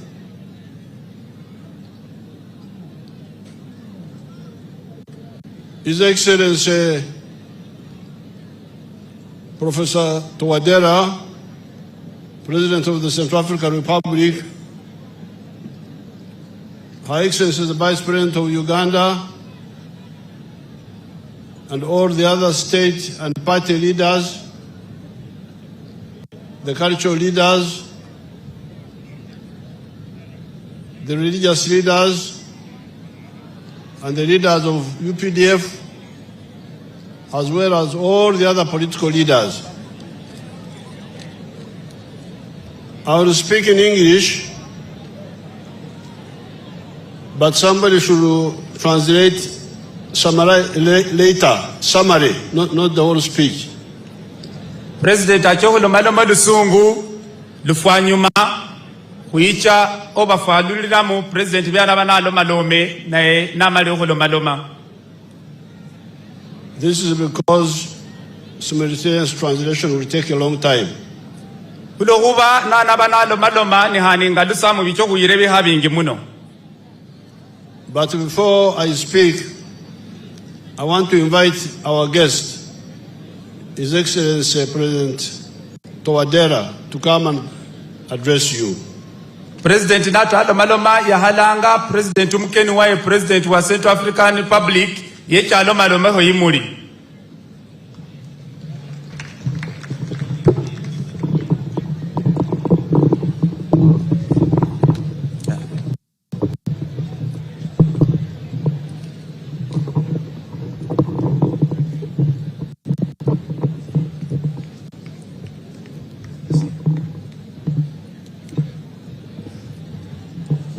Monsieur le Président Yoweri Museveni,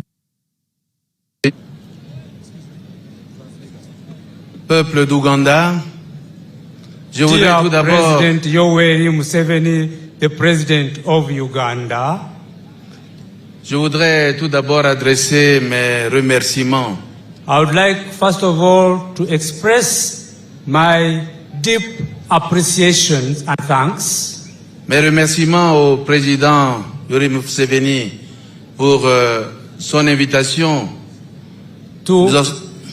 Great thanks to His Excellency President Museveni for his invitation to come and participate in this important celebration. Nous en sommes très très honorés. We are very much honored pour participer à cette célébration de 62e anniversaire de l'indépendance de l'Ouganda. We are indeed very blessed to be present in celebrating the 62nd independence anniversary of his country. Nous souhaitons donc bon anniversaire, bonne fête de l'indépendance à tout le peuple ougandais sous le leadership du président Yoweri Museveni, qui est le leader incontesté, le leader du panafricanisme, de la lutte contre le colonialisme et le néocolonialisme. allow me to specifically thank President Yoweri Museveni for effectively representing the people of Uganda since many years, and to thank the participation of his people in celebrating the 62nd independence anniversary today. Qui a su transformer l'Ouganda, amener la paix, consolider la réconciliation. He has indeed transformed Uganda into a good country of national reconciliation. Nous sommes venus ici parce que c'est un modèle et que c'est un modèle qui nous inspire. We came here because he is a person that inspires us a lot. En tout cas, je vous remercie et je souhaite à tout le peuple ougandais I therefore express my great thanks and great aspirations to all the people of Uganda. une bonne fête, une bonne célébration Happy celebrations de and happy l'indépendance. feast of Bonne independence. fête à vous tous. Happy celebrations to all of you.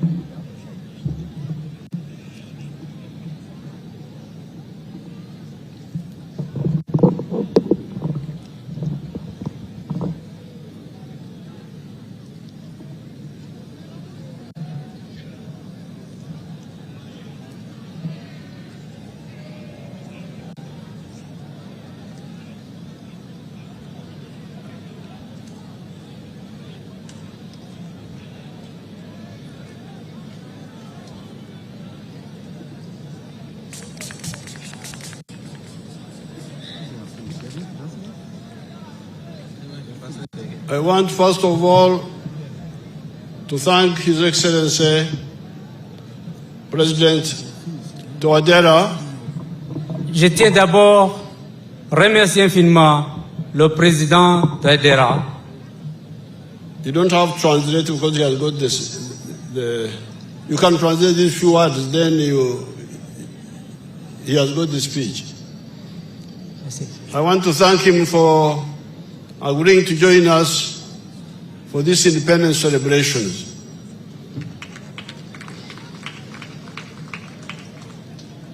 Yesterday, we had a long discussion in Entebbe,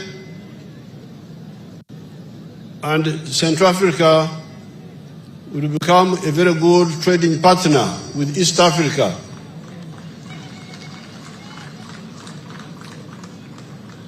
Central African Republic is just after Congo and South Sudan. And together with Central Africa, we want to persuade the government of Congo and the government of South Sudan that we work on the roads from Arua to Isiro in Congo to Obo in Central African Republic.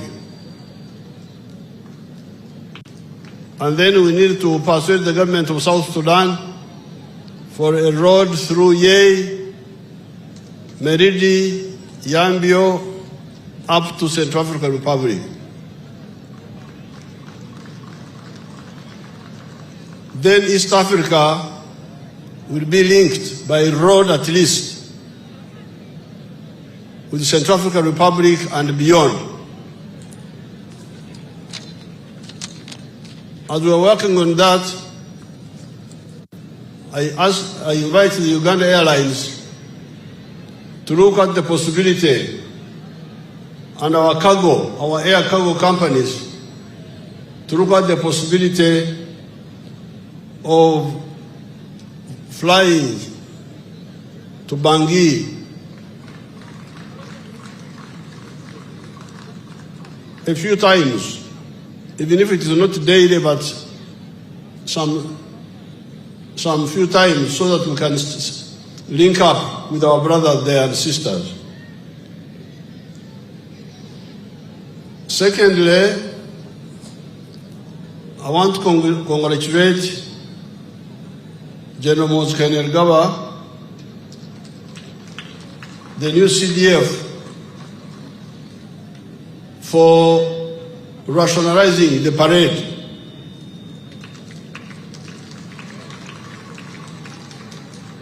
Making it shorter, and you, the politicians, have learned, talking endlessly about nothing.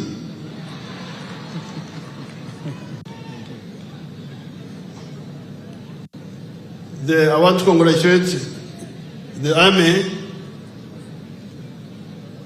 Instead of the parade staying there the whole day standing, now they have done their work and they have gone. So I want to congratulate General Mohozi for bringing that rationality. The old parade, we got it from our brothers, but it is time to reform them. I congratulate them. Muliye mutie. Muliye mutie. Habari.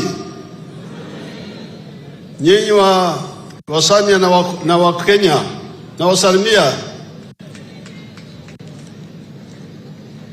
Salamu kwa wote. Mwebale muno. I congratulate all Ugandans on this 62nd anniversary of Uganda's independence. As I've told you many times, at Uganda's independence, our economy was a typical colonial one, characterized by being an enclave, meaning island economy of 3 C's and 3 T's, as was being described by the colonists themselves. The 3 C's were coffee, cotton, and copper, and the 3 T's were tobacco, tea, and tourism.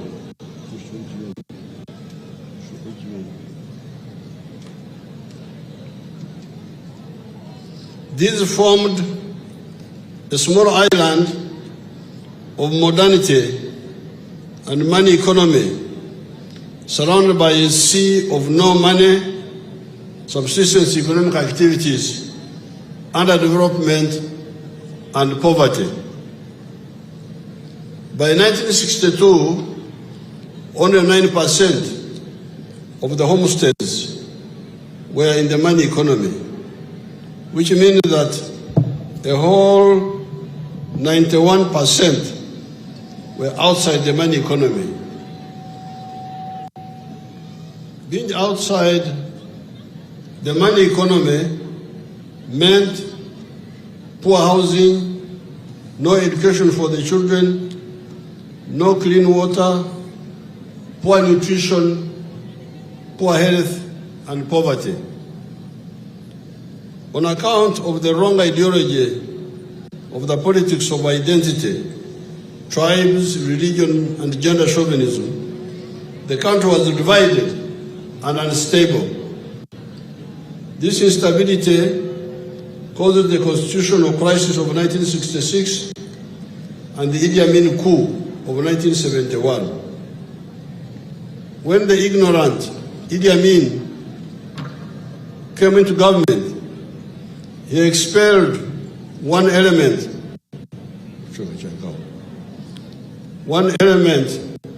of our entrepreneurial class, the Asians. And by 1986, when the NRM came to power, the small colonial enclave of the 3 C's and 3 T's had collapsed.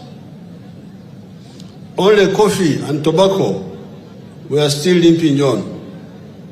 The whole economy had been informalized into magendo, smuggling, chibanda, foreign currency black market, and kusamra speculation.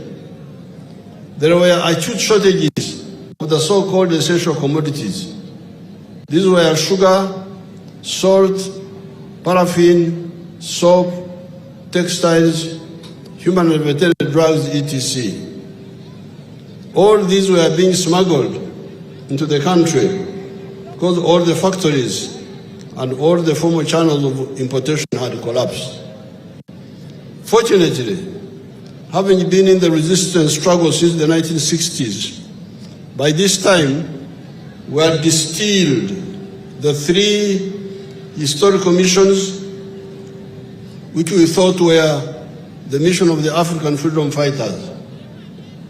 These were prosperity, strategic security, and using the brotherhood of the African people to achieve the 2.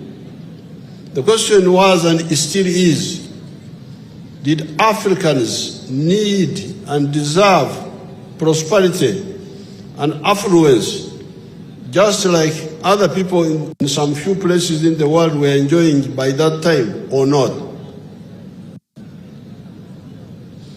Swala lilikuwa Mwafrika anastahili kuwa na maisha mazuri, maisha ya utajiri, au ni lazima abaki kwenye umaskini? Hili lilikuwa swala la kwanza wakati tulikuwa tunaangalia maneno yetu ya hapa.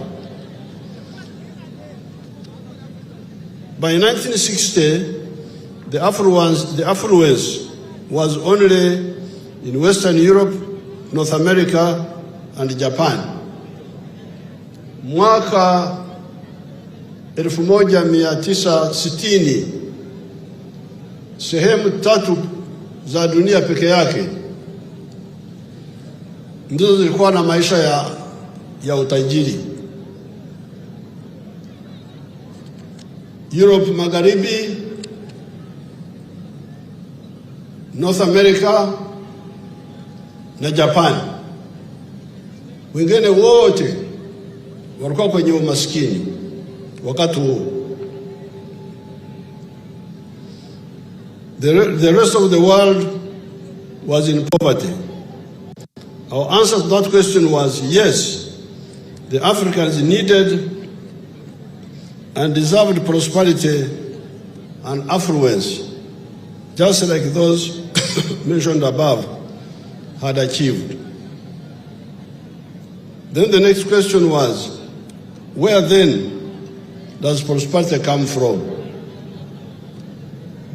Utajiri unatoka wapi? Can it come from begging? Omba omba inaweza kuletea utajiri kama nchi au mtu binafsi? The answer was no. Prosperity and affluence can only come from producing a good or a service with a chibaro, ensuring maximum returns, and selling those items sustainably. Jibu letu lilikuwa kwamba utajiri unatokana na kila mtu mzima kushiriki kwenye kuzalisha bidhaa au huduma na kuuza hizo bidhaa na watu kulipa kwa huduma yako ambayo umewatolea.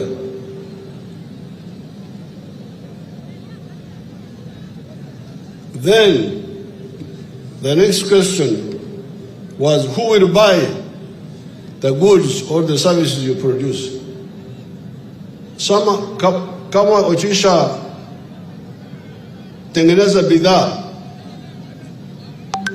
au uko na huduma, watu gani ambao watanunua bidhaa hizo? Soko yuko wapi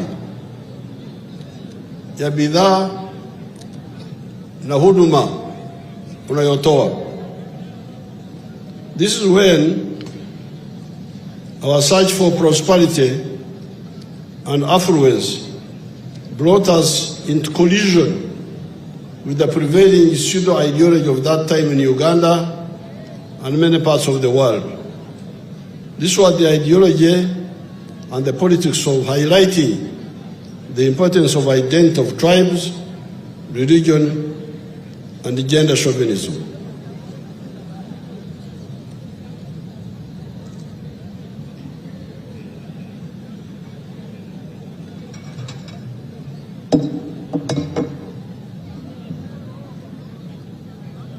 Kawa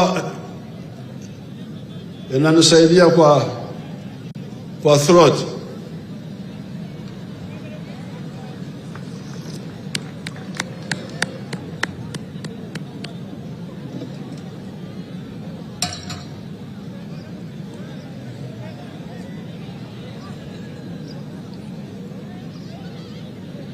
This was the ideology and the politics of highlighting the importance of identity of tribes, religion, and gender chauvinism.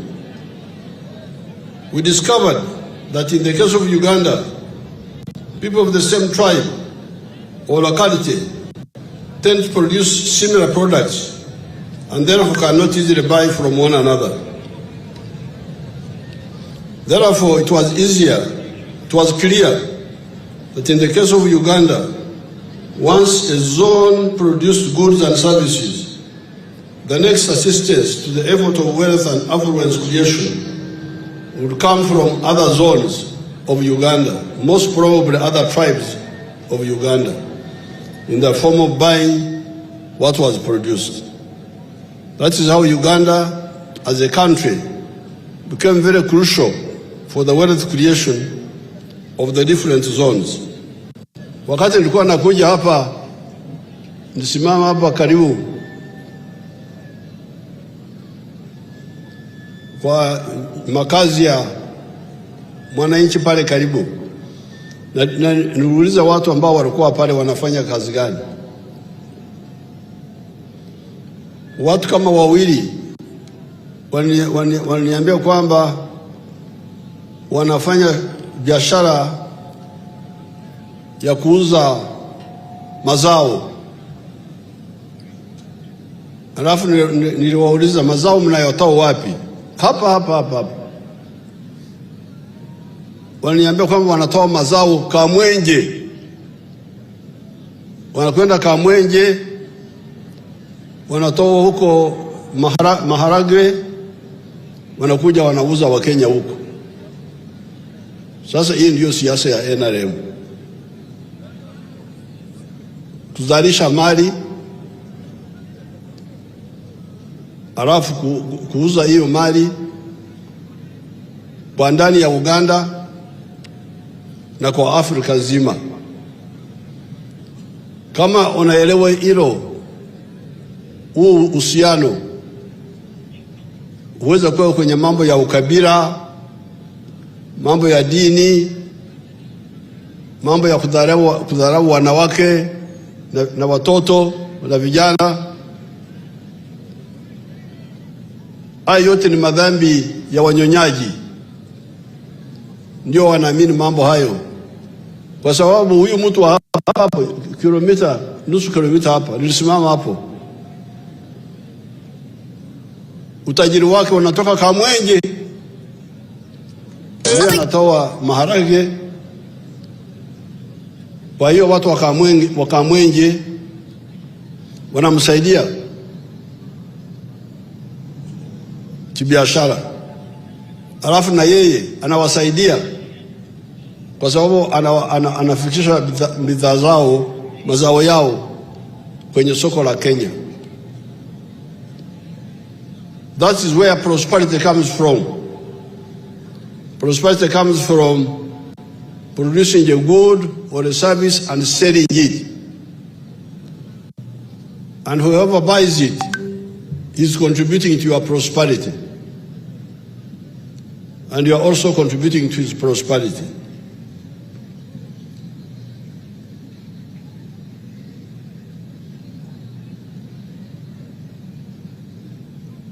We discovered that in the case of Uganda, people of the same tribe or locality tend to produce similar products and therefore cannot easily buy from one another.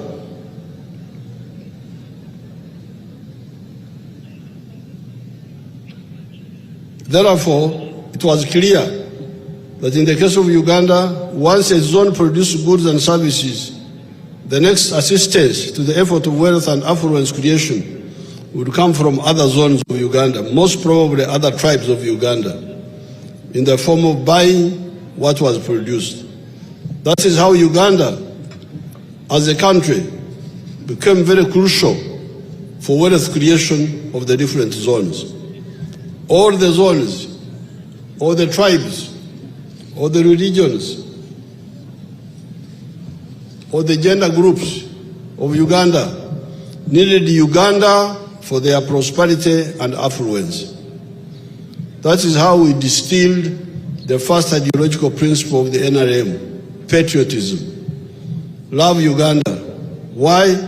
It is because you need it for your prosperity. Ndio sababu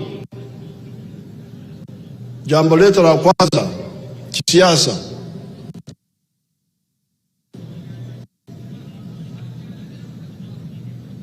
ni jambo la uzalendo. Lazima upende Uganda kuliko kuangalia makabila na madini na grupu zingine. Sababu gani? Kwa sababu utajiri wako unasaidiwa zaidi na Uganda kuliko kila kabila likijitenga peke yake. However, soon we discovered that even Uganda was not enough. We needed East Africa, and we needed Africa for a bigger market. That's our second principle, Pan-Africanism. Love Africa. Why? It is because you need it for your prosperity. Soko la ndani ya Uganda halitoshi. Soko la Kenya halitoshi wazalishaji mali wa Kenya. Tangu mwaka 64 mfuko wangu wakati bado niko mtoto wa shule ulikuwa unasaidia wa Kenya kwa kununua bidhaa kutoka Kenya. Kule kwetu mbali Mbarara walikuwa wanaleta maziwa kwenye karatasi zenye chapa ya KCC, Kenya Cooperative Creameries or something like that. Kwa hiyo kule Mkenya alikuwa anafaidika kwa mfuko wangu. Mimi nikinunua maziwa ya kutoka Kenya, Mkenya anamsaidia, anapata pesa, na Mkenya mwingine anapata ajira, kazi. Ndio sababu unasikia kwamba msingi wa kwanza wa NRM uzalendo, penda Uganda. Sababu gani? Kwa sababu Uganda ndio itakusaidia kwenye shughuli zako za kufanya biashara. Lakini vile vile Uganda haitoshi, lazima upende Afrika. Kwa kizungu tunasema Pan-Africanism. We needed East Africa and we needed Africa for a bigger market. Hence our second principle of Pan-Africanism. Love Africa. Why? It is because you need it for your prosperity. We then realize that you cannot produce modern goods and services if you do not promote socio-economic transformation from the capitalist modes of social organizations. Hence, our third ideological principle of socio-economic transformation. Waziri Mile Babalanda alikuwa anaelezea jambo la kufanya kazi za kutumikia tumbo peke yake. Kwa lugha ya Wagwere ambao wanaishi hapa karibu wanasema okora ekida kyonka.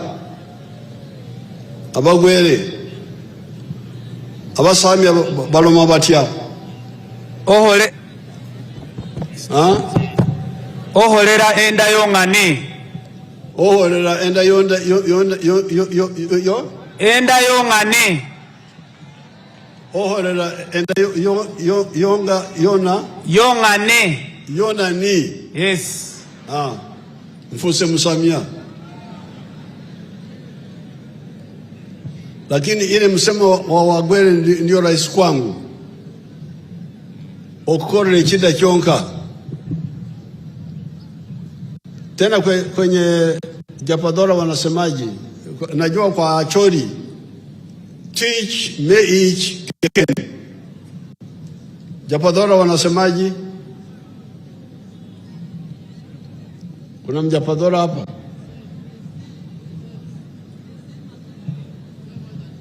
Where is my talkative girl? Opendi.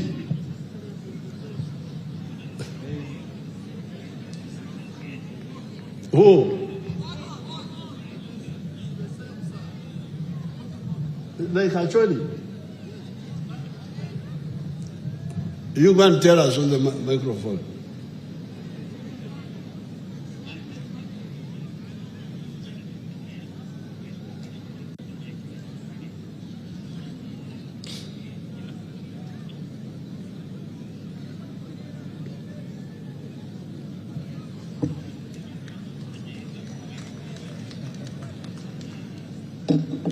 Good for his exercise.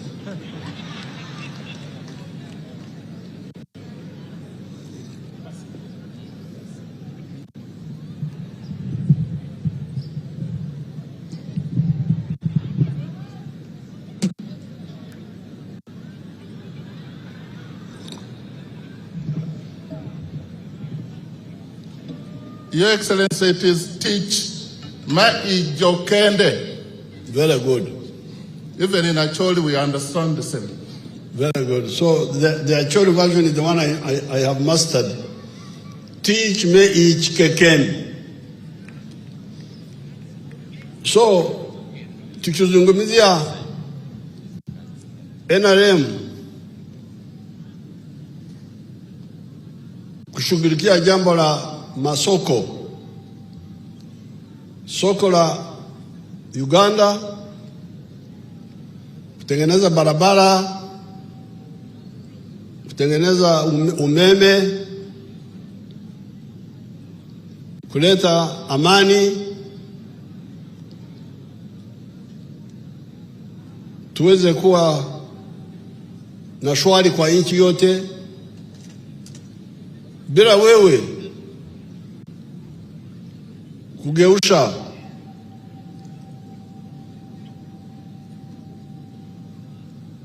maisha yako, unaweza kukosa fursa hii. Ndio tunasema kila mmoja lazima ajifunze dasturi ya kushughulikia mambo ya chakula, lakini vile vile vitu vya kumletea pesa mfukononi.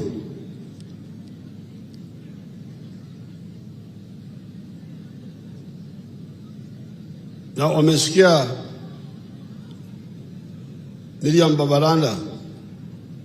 Mariam alikuwa anasema bado watu wengi wako kwenye hali ya kutumikia tumbo peke yake,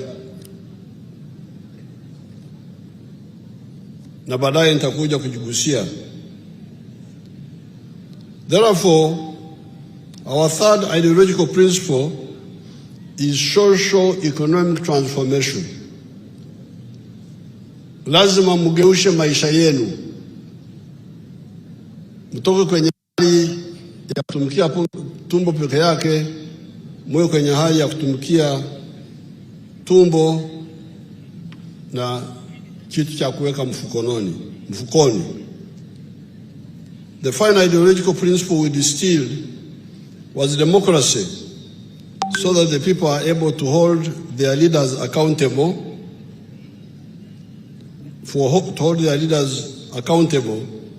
for their actions or inactions. The second historical mission we distilled was strategic security. Can Uganda, acting alone, ensure its strategic security? Or do we need regional and continental efforts? We have analyzed this issue in different documents, and our views on this are well known. We must be following the developments in the world, where some actors are aiming at achieving what they call four-dimensional superiority. Superiority in land forces, superiority in the air, superiority at sea, and superiority in space. Where does that leave Africa? Can Uganda, acting alone, even when it becomes a developed country, be present decisively in these four dimensions? However, the African Pan-Africanists have been telling you that an East African Federation or any comparable political integration unity in other parts of Africa can. These Pan-Africanists have been W.B. Du Bois, Marcus Garvey, Sylvester Williams, Kwame Nkrumah, Sekou Toure, Modibo Keita, Mwalimu Nyerere, Louis Rwagasore, Aman Abed Karume, Kenneth Kaunda, and others. Kwenye mambo ya usalama kwa jumla, kujilinda kutokana na hatari za aina yote, sisi tulikuwa tunafundisha watu wetu kwamba Afrika inapaswa kufanya pamoja. Tukifanya hivyo ndio taweza kuleta amani. Mnasikia hii fujo yote ambayo iko kwenye bara la Afrika. Wakati tunashirikiana tunafaulu. Wakati tulishirikiana wakati wa ukoloni tulishinda wazungu. Mozambique, Angola, Zimbabwe, Namibia, South Africa. Kwa kushirikiana tuliwashinda kivita.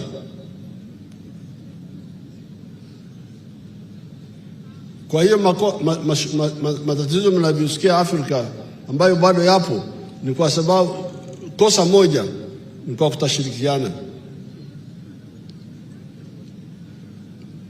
Ndio nimefurahi kuona rais wa Central African Republic kuja hapa kusudi tuzungumzie mambo ya kushirikiana kwenye mambo ya aina mbalimbali ikiwemo usalama. The third historical mission that we distilled was the similarity and linkages among the now 1.5 billion people of Africa.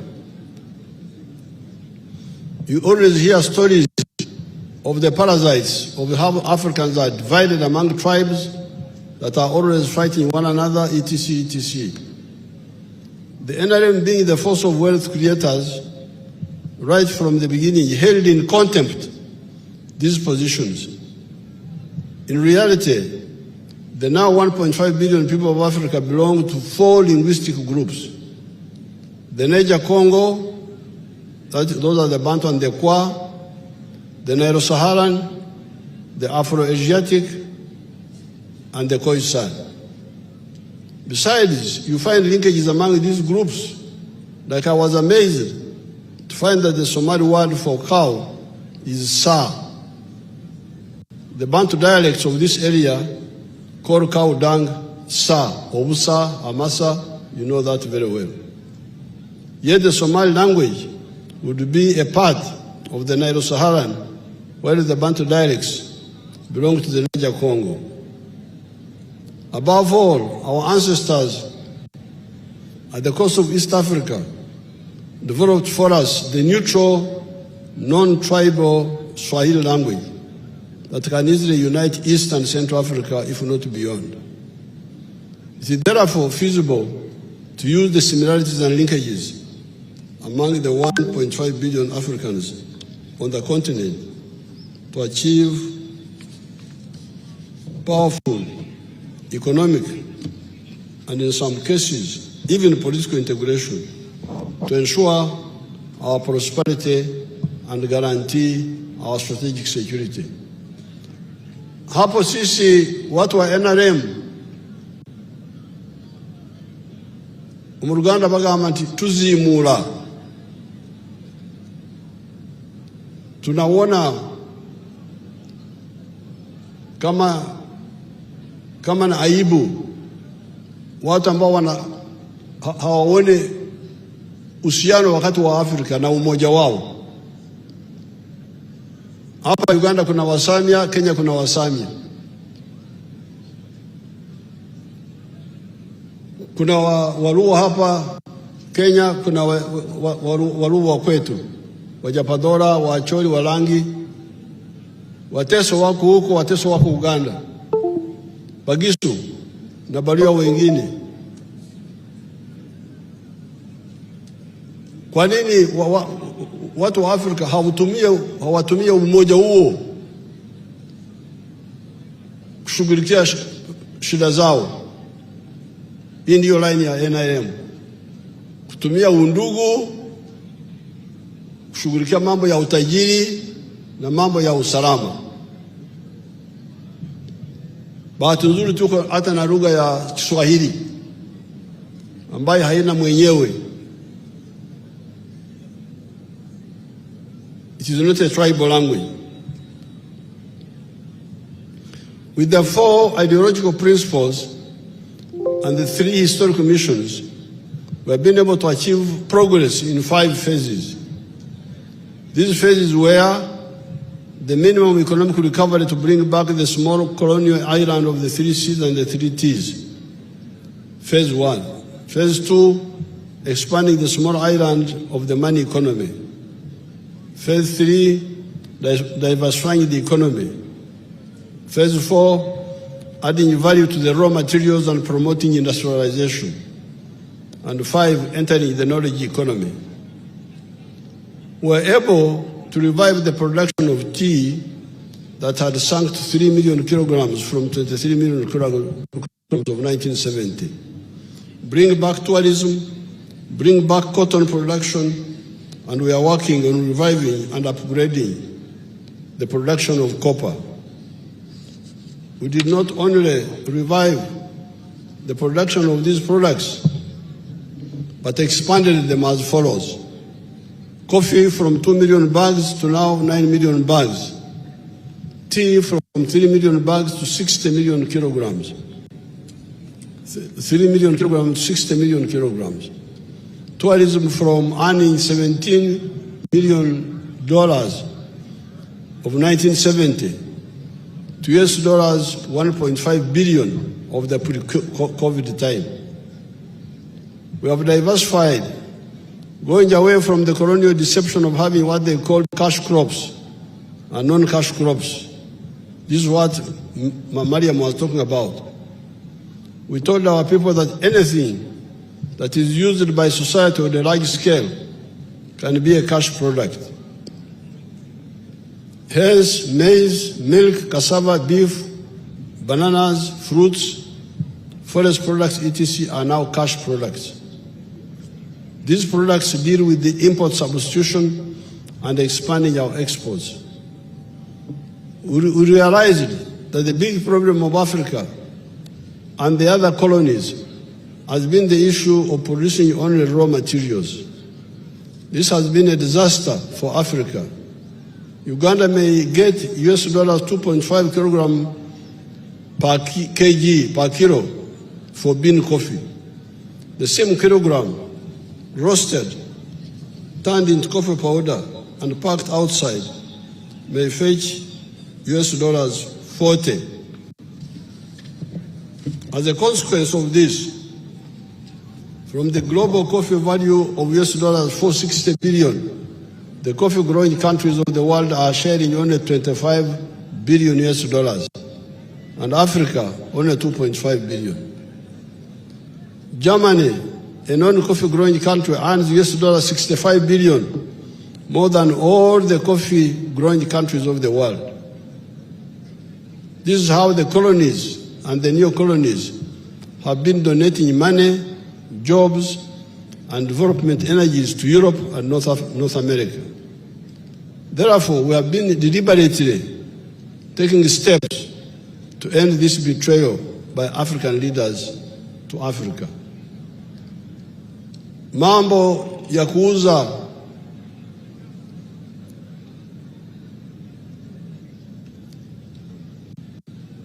raw materials, ikigambo kyanakozesa eri mu Kampala ekifaanana nga kino kyali kya omuntu okutunda amabidde, nanyini lusuku alina amabidde omukifo ky'okusogola omubisi n'ajjamu omwenge, ayinza n'okwongeramu n'afumba n'ajjamu kali akabatira ddala.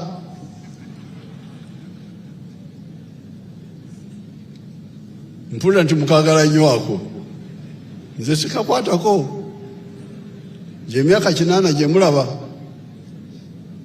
akantu ako.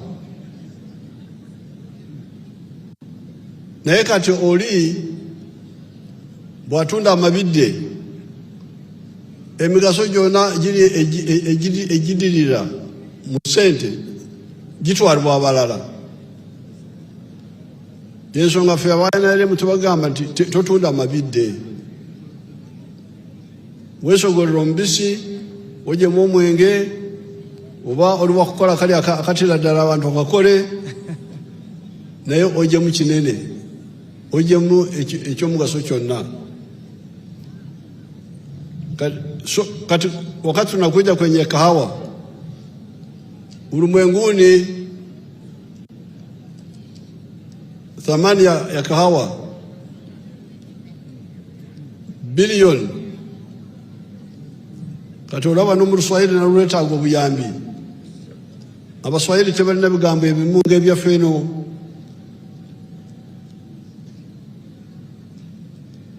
Kama sisi watu wa bara,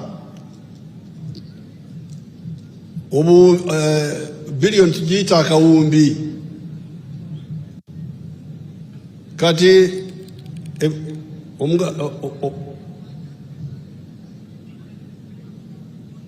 value mu Luganda bajogera batya? Value, omuwendo gw'emmwanyi mu nsi yonna buli buwumbi 406. Naye kwezo obuwumbi 406 ensi zonna ezirima emmwanyi, Brazil naffe ffenna tugabanako obuwumbi 25 bwokka. Mulize obutemu obuli awo. Omuwendo gw'omwanyi mu nsi yonna buwumbi 406. Naye ffe abalimi emmwanyi tugabanako obuwumbi 25 bwokka. Abafirika bambi bo bagabanako obuwumbi 2.5. Ate kwezo obukadde 9 bujja wano mu Uganda, kubanga Uganda tuli mu emmwanyi nyingi. Kati niwasanga ensi nga Germany etalima mmwanyi bo bafuna obuwumbi 65 okuva mu mmwanyi. Lwetalo lwemuwulira abalala lwebajereka nti ffe abaana ba NRM tetusobola kukkiriza ekyo.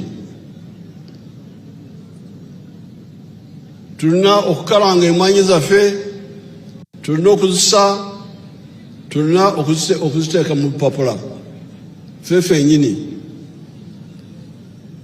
Bwe tukola ekyo mu kifo kya ekiro okutuweereza $2.5 oyinza kujja mu $25 oba okusingawo. Naye ate ebweriyo bo bayinza kujjamu $40.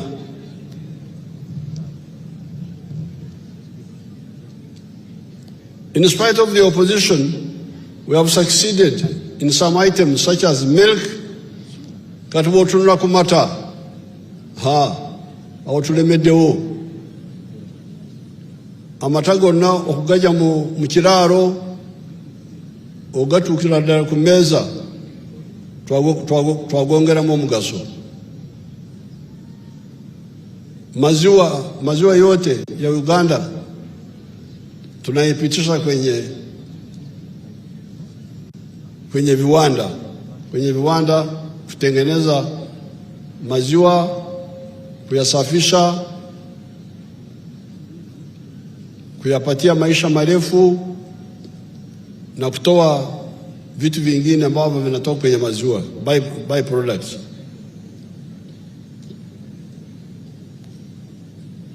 Therefore, we have moved on the milk, textiles, tin, cement, wood products, maize, gold, cassava, etc. We shall cover the entire spectrum of the raw materials. Our next target is coffee, copper, and iron ore. We are developing a complete vertically integrated program of these items. Finally, we have entered the knowledge economy of automobiles, vaccines, pharmaceuticals, computer assembling, and eventually manufacturing. Oba bakiza screen bagita batya mu Luganda. Muyinza kutulaga emmotoka zaffe ez'ejjinja. Abaana Uganda kati mukola motoka.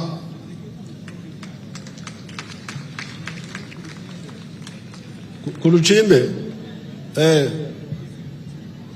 segere ku emmotoka zaffe oba mubadde mu lugambo temulese bwino. Temulina kwogera. Bwe munagifuna muziteekeko. Kati baganda bamwe bakola motoka. Emmotoka ze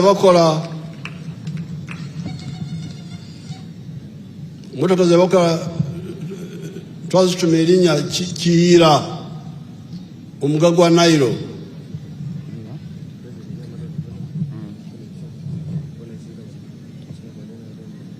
All in all, we are first of all to tackle the mistake of allowing big sections of our population to remain outside the money economy. Abakolera ekida kyonka, working only for the stomach. According to the latest census data, finally 67% of our people are in the money economy. It is 33% that are still outside the money economy. Kati okuva mu kaweefube zibaddewo eza NADZ, General Sale Wealth Creation, kati ne PDM, kati kigambibwa nti amaka 67 ku buli 100 kati gayingidde mu kukola sente. Naye tukyalina amaka 33 ku buli 100 agakyajeemye.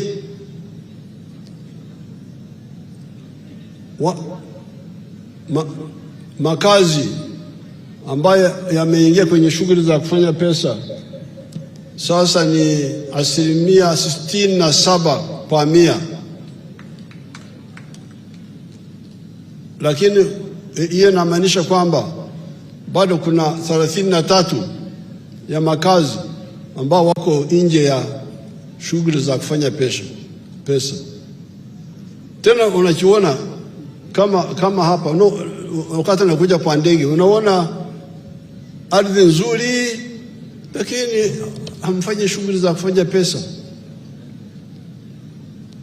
Nitarudi Bukedi na sehemu zingine kuangalia hili jambo. Nitarudi ngenda koma okuyomba namwe kuro Kongola kuro chimukongola ni mbere bali atene mwesera nemtenyigira mukaweefube okukola sente nemulera obwavu mumaka gamwe. On account of these measures, it is estimated that by the end of June 2025, of the end of this financial year, the economy of Uganda will be $57.57 billion by the exchange rate method and $163.3 billion by the PPP method, even before we start getting our oil out of the ground. With the vigorous implementation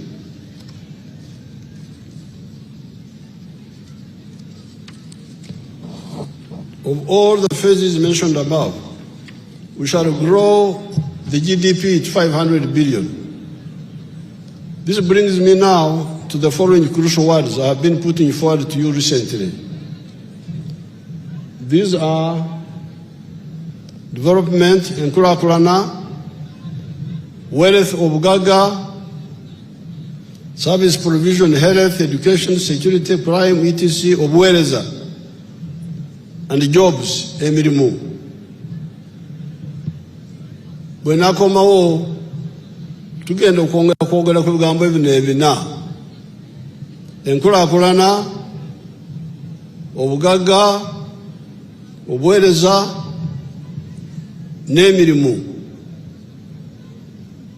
Bwe mbadde nzija wano nzije ku luguudo olulungi lwe twakola okuva e Namayingo, lulungi ddala, luli awo. Naye bwe mbadde ntunula bali y'oluguudo mbadde ndabawo obwavu bukyaliwo.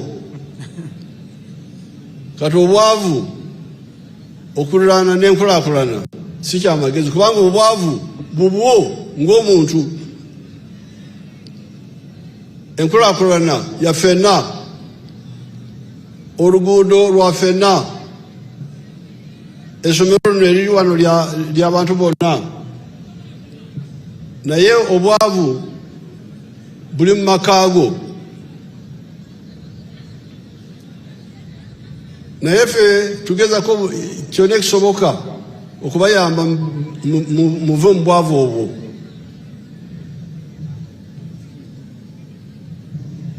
Ate bwe mukola eby'obugagga bye bizaala emirimu. Bw'oba olunda embizi oba enkoko, bugagga bwa muntu. naye ogenda kusanga omuntu oyo akozesa abantu 10 mu faamu egyo. Ekitegeeza nti obugaga bwa gundi buzadde emirimu. Singa abantu bangi bakola ekyo tugenda kusanga emirimu gisinga abantu obungi. Kyekyo kyemusanga Japan. Kubanga Japan bali obukadde 127. Naye Abafrika bagenda eno bakube ekyeyo. Emirimu mingi okusinga Aba-Japan. Omuntu ava eno n'asanga waliwo emirimu etalina agikola ne mukuba ekyeyo. Yembeera nyina ndyagadde mukole abasobola bwe basobola okwenyigira mu by'obugagga bagenda okukola emirimu ate emirimu igenda kusinga abantu obungi.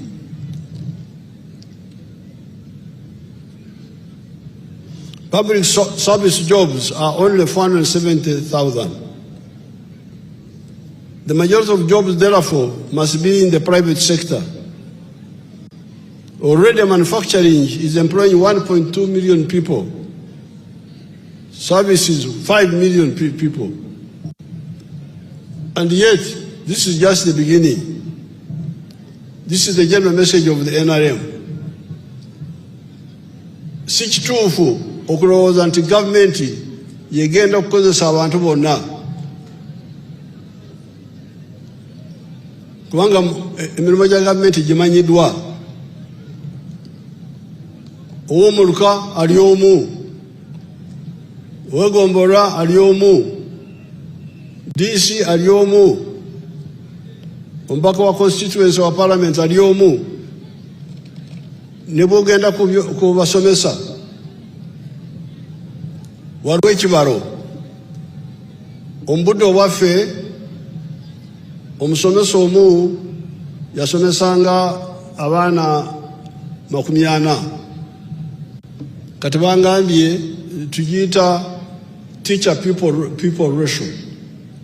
Bangambye nti kati mwakiteeka ku omusomesa omu eri abaana 50. Bwe twaggalawo lwa corona abaana abagenda mu byalo baali obukadde 15. Kati bw'otwala ku kibalo kiri ekya 55 ogenda kusanga nti abasomesa abeetaagibwa bali 3,000. N'olwekyo emirimu egyo tegimala. Abasomesa, abasawo, abaserikale, abapoliisi tegimala. Emirimu emingi muwulidde kati mu buweereza services already bakozesa abantu 5,000,000. Ekyo nakyo tukitangalemu tuleme okwonoona obudde ate abakulembeze nabo baguumaaza abantu ne batabanyonyola bulungi. Regarding the immediate plans for boosting the economy, I must mention the issue of the railways, the old meter gauge that is being repaired and the new standard gauge railway that will go from Malaba to Kampala and Kasese, as well as going from Tororo to Lira, Guru, Nimure. With our petroleum resources, we are going to fund all this. The importance of the railway is to lower transport costs. This makes it easier for business to make profits. We are already handling electricity. With low cost of production, Uganda becomes more attractive to business operators. They make profits more easily. Therefore, the people of the East rise up and take advantage of the government programs of PDM, AMEEFUGA, GROW, etc. to join the money economy. The government has arranged for the rest: peace, infrastructure, the market, etc. I cannot end this address without again emphasizing the importance of the African economic and political integration in whatever we are doing in regard to the two historical missions: prosperity for the African people and the strategic security. All patriots and Pan-Africanists in Uganda should link up with our brothers and sisters in Africa to work for the economic integration of the whole of Africa and the economic and political integration of East Africa, leading to the political federation of East Africa. Muongee na wao Wasamia kutoka Kenya na Wajaruo na Wakikuyu, tufanye muungano wa East Africa ambaye wazee wamekuwa wanapigania na mimi nimekuwa napigania kwa sehemu kubwa ya maisha yangu. That is what will be the insurance and guarantee for Africa's prosperity and strategic security. Otherwise, we are building a Latin America in Africa, and the sort of stagnation and misery you see in Latin America is already visible here. We are most pleased to have the visitors from the Central African Republic. His Excellency, mumpigie makofi.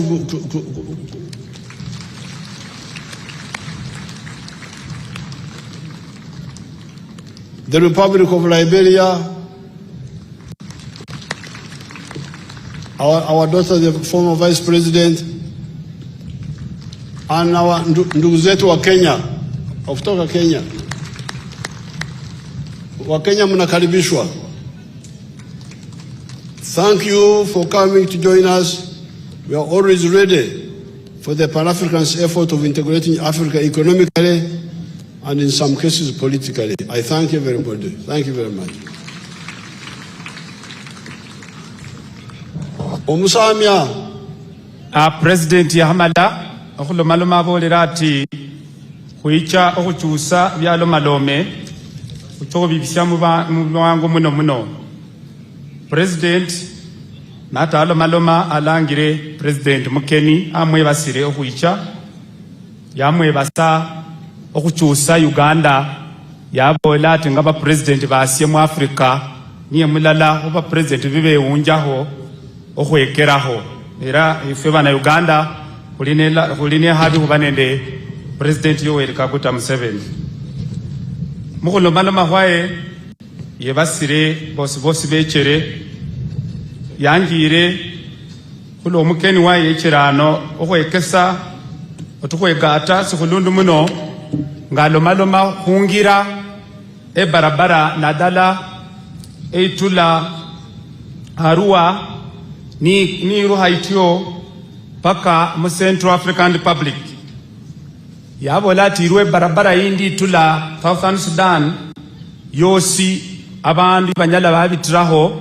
bola Central African Republic ngasiye kesambwe engira ni cherima abana Africa bosi basobola oholera lala mungenda nende okesa ebya makusi kabwe abolere kwesho ati achokubona Uganda Airline endege yefwe yabana Uganda okubona mbo yikulaho olukendo olucha mu Central African Republic nende ndege ekinyala chakinga bya makusi kutusamu Uganda okuyira mu Central African Republic yebasire komanda wa mae kula paredi mu bwenano yabola ati amaye kalibuya kula komanda muyaha musyo kuboneraho abolera ati paredi mwayiwenenge aba mae ni babao paka paredi liwa ne hulu buyaha ba paredi niba malire bakire ohole mirimo kindi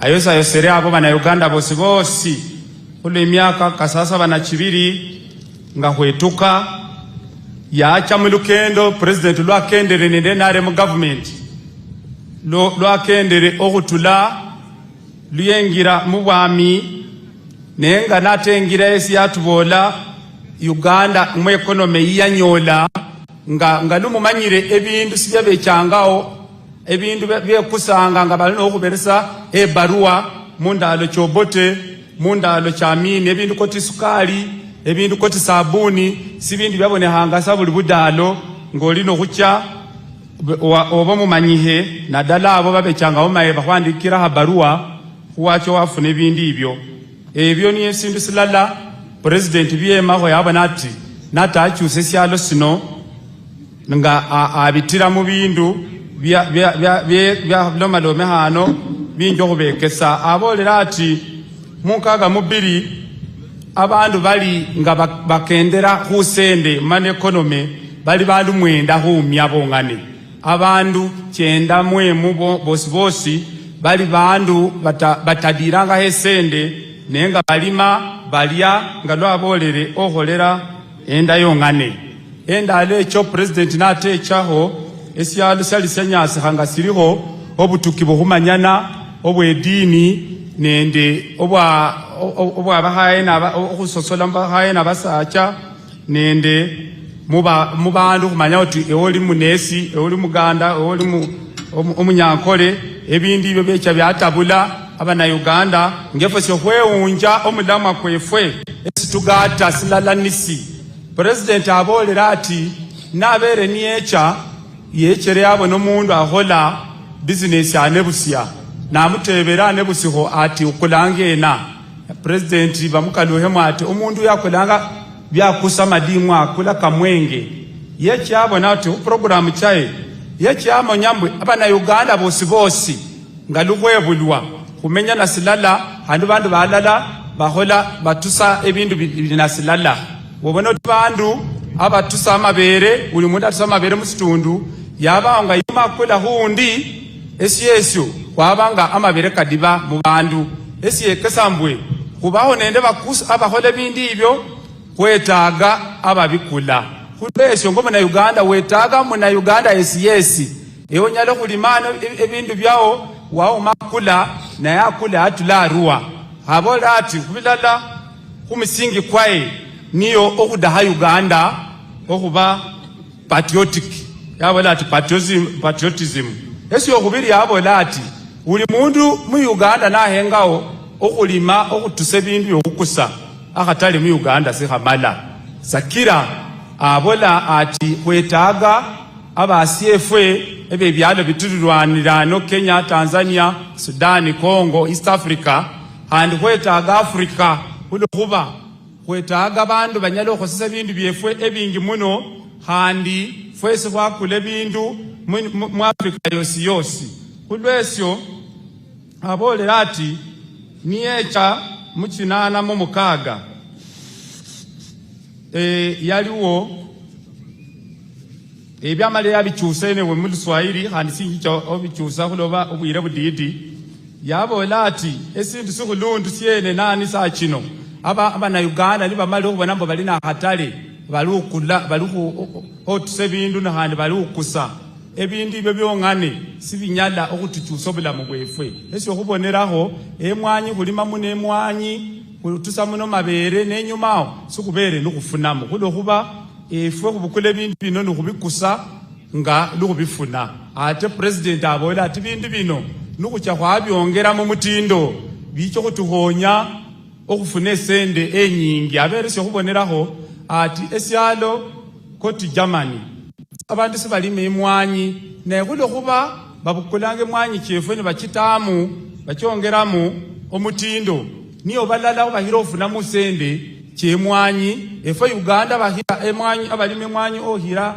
Germany kufuna esende kitola emilioni ndala ebilioni ndala ya dola uliku milioni 900 ate Germany sayongane musi okuboneraho ifuna ebilioni 65 ate yo ikhosese mwanyi kyefu cyuba lukukulirano yabola ati esyo okubiri amabere ni yabona ati mabere abantu bali na mabere mangi muno yabona ati mabere musimanyire kafa mangu handi bandu abakakula babadidi yabola okongeramu omutindo nabwe ebindu bingi muno ebituwa byonyala atusa mu mabere yabola ati silala kubindu government li holere binyalo hola niyo limengira okuleta masanyalazi okuleta machi eyo ni alangire ehulahulana nehulahulana yongane sileta bugaga esindi sitokuleta obugaga niyo omundu abuludalo okosese ehulahulana government yale iiretere engira government iiretere obisya kusine sya makusi otesende musao amasanyalazi okwakose sotie kudisanye government ihole mulimo kwayo efwe ngaba na Uganda ngaba samya bagwe fesi kubenende umulimo kwefwe yabo lati bindu bilala byaleta usyalo buno niye ndola muwene kubene nende ndola lufanyuma lw'emyaka 5 kuba nende ndola abakulembeze bacha mu bandu baba banyonyola bandu abantu babasima oba bahola ngalu baba nibadahiri abolere ati esindu syokwerinda sindu sokulundu muno haninga esyalo silala syongane sisinyala okwerinda syongane sidaha ebyalo bindi kuloba obyokwerinda werinda asyano werinda mumbeo werinda akulukulu webiresira werinda hunyanja so ebyo byosi ngesyalo silala syongane sonyala woseresa sakira kwetaga basiyefwe abe byalo bindu kutalala makesi okwanambo kwerinda wabonambo yuma abantu batwingiramu bosa ku bandu befwe obudinyu abolere ati bindu koti emirimo sichimala government ili nemirimo emitwalo kanene le musanvu naye abana Uganda abadahe mirimo bangi muno kulwesyo mirimo kucho chifuna kutie emirimo kucho chifuna ni government ngaliru holanga iti okuyamba abaleta anesende kyabwe otawo maholero okuberesa abana befe mirimo yabo lati eyo sector eyo hola amaholero already iruberesa abantu mirimo emilioni 2 no comparing anende emitwala na musanvu abakosi ba government boss notero hotula kuba parish chief kuola kulu fwesi huli kuba member ba parliament so echo mirimo sikimala yabo lati sindi sinyalo kuleto mirimo niye bandu kwekosesa government yaleta program nyingi muno omuli PDM omuli emyoga omuli esele kibaletere kino kyabahaye kya grow ekyabaraga nende kyabahasi abantu bakukola akisaba hose sende echo bacho kwanje kwekosesa yatubola mbwe kwese syongane bandu kwekosesa orede bandu emilioni 5 kirukwekolera okwefunisa emilimo abawulira message ya president batamuhola nga bacha alala nende program cha government nadala eyakyusino ya PDM abola ati esa kino kuno kuba NRM government iholere muno ebindu bindu babolerange ebyo abana Uganda esa kino otulaho lulanga lubali mwenda bonga nene balumane economy esa kino nkaga mu musambu huumya at least bakonya hosende musao nanu olukendo luli kuba nabatakonanga hesende musao abali asatu musatu huumya ndala abantu abo bosi kudaho badireho kubone mbwe bayombaha banjo otuza okonyesende musao abolere atalucho kukaluha achokukaluha ebukedi yosi aikendemu abasimuse abone budinyisi nabo muri kubitamu wakubade government ikesero okuleta program kino government iretere kulahulana iretere masanyalazi irimirengira iretere machi ibabere sende chokwekosesa mu PDM naye kusina njuha handi bano makumika 3 basidongere enyuma so ohonyo enomanuma ibere ya president amalise nabola ati simbi syacho esira nanu niyo engenda ererwe egari yomosi alukesaho government okuteresa egari yomosi